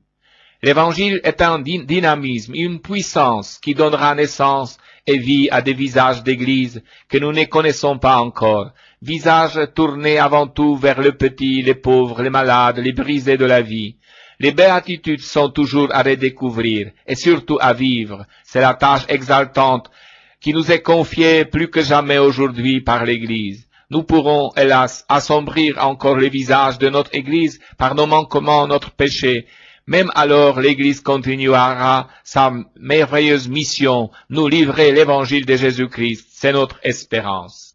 Courage et prudence. Cette dynamique est largement engagée. Elle sera parfois tâtonnante et souvent fragile. Elle se heurte à différentes difficultés dont le recrutement des laïcs comme des ministres ordonnés n'est pas l'une des moindres. Mais la ligne d'horizon est clairement fixée. Nous travaillons ensemble à l'œuvre de Dieu, écrivait saint Paul, apôtre, dans la première lettre aux Corinthiens 3:9. Ni les laïcs, ni les religieux, ni les ministres ordonnés, prêtres, ne sont à eux seuls l'Église. Ils ne donnent un signe d'Église que dans leur rencontre, leur lien mutuel, se recevant ensemble du Christ et de l'Esprit Saint pour signifier l'amour multiforme de Dieu parmi les hommes.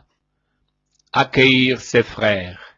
En fait, avec cette évolution, nous percevons combien les chrétiens, prêtres et laïcs ont fait évoluer leur rapport à la célébration. D'une simple pratique obligatoire, nous accédons peu à peu à la compréhension du contenu de cette pratique. L'essence de nos célébrations prend le pas sur l'obligation pure et simple. Si nous allons à la messe les dimanches, c'est parce que nous comprenons mieux l'essence de l'Eucharistie et que nous désirons vivre de ces ferments de communion que nous propose le Seigneur Jésus. Justement, une communion. L'Eucharistie est de loin la pratique la plus fréquente des chrétiens. Qu'est donc l'Eucharistie sinon l'invitation de Jésus qui nous reçoit à sa table afin de renouveler sa présence en nous? Invités à la table du Seigneur, nous le sommes en compagnie de tous les autres que le même Seigneur invite. Ces convives, nous ne les choisissons pas, nous les recevons. Si nous communions au Seigneur lui-même, nous communions par le fait même à tous ceux qui sont, comme nous, en communion avec lui. Quel signe plus parlant de cette communion universelle que la gentillesse avec laquelle nous accueillons auprès de nous ceux qui concrètement participent à la même messe. D'ailleurs, un rite nouveau nous a été donné, celui de baiser de paix après le Notre Père. Pour concrétiser cet accueil mutuel, certaines paroisses organisent après la messe un verre de l'amitié. Tout ceci constitue le premier niveau de l'accueil. De plus en plus, surtout dans les villes, nous avons vu affluer des immigrés venus de pays étrangers. Dès le début de ces nouveaux faits de société, les responsables diocésains ont demandé que nous sachions les accueillir dans nos communautés célébrantes. Mais très tôt aussi, ces étrangers se sont tellement trouvés étrangers dans nos communautés qu'ils ont désiré se retrouver entre eux pour célébrer comme chez eux. Les premiers furent sans doute les Espagnols, suivis de près par les Portugais. Dès avant la guerre, il y avait eu des Polonais dans le nord de la France, les Italiens surtout dans le sud. Leur pays d'origine nommèrent des prêtres pour les accompagner. Aujourd'hui, nous trouvons des Africains, des Malgaches, des Chinois, etc. Il y a des catholiques parmi ces étrangers. Que faisons-nous pour leur tendre une main accueillante? Savons-nous les inviter de temps en temps à une célébration commune? Osons-nous nous présenter à l'une ou l'autre de leurs propres célébrations? Nous y serons bien reçus. Savons-nous même où ils se réunissent? Il sera difficile aux chrétiens de devenir de véritables témoins de la paix dans le monde s'ils ne savent pas, entre eux d'abord, surmonter les barrières ethniques, ni les difficultés de langue, ni même les simples difficultés de voisinage. Et les pauvres? Il est de véritables étrangers dans nos rues, dans nos banlieues, qui pourtant parlent notre langue et sont nos compatriotes. Je pense ici aux sans domicile fixe, à beaucoup de gitans, à tous les quart-mondes. Nous envoyons l'un ou l'autre à la porte de nos églises, qui nous tendent la main, non pas par amitié, beaucoup n'oseraient pas, mais pour mendier.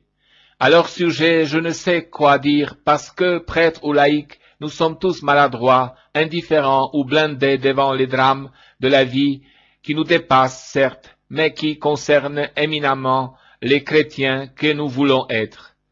Il est vrai que beaucoup de chrétiens, avec bien d'autres qui ne le sont pas, consacrent une large partie de leur temps et de leurs biens à permettre à ces exclus de nos sociétés de retrouver une place au soleil du bon Dieu. À nous d'aider ceux qui les aident ainsi. Nous en avons mille occasions, jusque dans nos boîtes aux lettres. S'il ne nous est pas possible de répondre à tous ces appels, il serait parfaitement anormal de ne répondre à aucun. Tâche immense. Nous voyons ainsi combien il est dangereux de mettre le petit doigt dans l'engrenage de l'accueil intercommunautaire. C'est bien l'un des aspects de l'Eucharistie, de la simple messe du dimanche, que de venir fouiller nos vies afin de nous aiguillonner vers plus de ressemblance avec Jésus. Ne l'oublions jamais, ce Jésus a choisi ses amis. Si nous pensons en être, sachons bien que nous le sommes sûrement, mais à une condition. Cette condition, la voici, que notre amitié pour Jésus, auquel nous communions à chaque Eucharistie, nous conduise à reconnaître ce même Jésus-là où il est vraiment. J'avais faim, et tu m'as donné à manger. J'avais froid, et tu m'as invité à me chauffer. J'étais étranger, et tu m'as accueilli dans ta maison. Mais quand donc, Seigneur? Et il nous répond, chaque fois que tu as fait cela à un de ces petits, c'est à moi que tu l'as fait. Et les prêtres? Comme on peut s'y attendre, le ministère spécifique de prêtre est affecté par ce paysage ecclésial plus diversifié et plus communautaire. Il y trouve un nouvel élan et des formes d'action stimulantes. Certes, et le contraire serait bien surprenant, il arrive que des prêtres connaissent une réelle difficulté à s'engager dans un travail avec des laïcs, à découvrir leur place dans la mise en œuvre d'un vrai partenariat, un nouveau partage des responsabilités. Mais pour beaucoup d'autres, cette collaboration avec les laïcs, au lieu d'être frustrante, devient source de joie profonde et de dynamisme. Ils se sentent engagés dans une mission commune avec d'autres chrétiens, les laïcs certes, mais aussi les religieux ou religieuses, les diacres, les évêques. Cette évolution impose que les prêtres exercent leur ministère autrement. La question est à l'ordre du jour en différents lieux de réflexion. Un évêque français disait récemment à ses prêtres avec des propos proches du prophète Isaïe, chapitre 43, 17 à 20. Ne reconduisez pas le passé, inventez. Si l'on considère le besoin actuel, trois dimensions paraissent prioritaires. L'éveil à la foi en tous les lieux de la pastorale, les discernements évangéliques dans un monde pluraliste et ouvert à tout vent, la jointure ecclésiale comme signe de reconnaissance et comme ministère de communion entre les communautés locales. En réalité, cette configuration de l'Église ne se caractérise pas seulement par de nouvelles fonctions, elle engendre conjointement de nouvelles relations et attitudes. Par rapport à un certain passé, la distance, la passivité, l'isolement cèdent le pas à la proximité, à la confiance, au partage, aux confrontations, à la responsabilité commune. Quand les laïcs sont profondément engagés dans leur vocation baptismale, ils ont une meilleure conscience du ministère spécifique des prêtres. Ceux-ci, de leur côté, établissent avec les laïcs un rapport de type nouveau, sous les modes de la réciprocité. Bref, au-delà des difficultés et des tâtonnements obligés, on passe globalement d'un cléricalisme volontiers dominateur à une attitude ecclésiale plus participative et communautaire. Il importe en effet de se garder de tout angélisme et d'être vigilant sur les enjeux de cette nouvelle disposition ecclésiale. Ainsi, n'est-il pas impensable que l'engagement des laïcs se polarise ici ou là, trop uniquement sur les tâches liturgiques, au détriment de leur présence aux réalités collectives de la vie sociale. Dans cette nouvelle situation, la formation doctrinale et pastorale devient importante, et à tous les niveaux de responsabilité. La formation a sensiblement progressé au cours des dernières années. Elle doit devenir permanente, décentralisée, diversifiée. On gagnera à ce que les travaux de formation regroupent de temps à autre laïcs, religieux et ministres ordonnés, prêtres.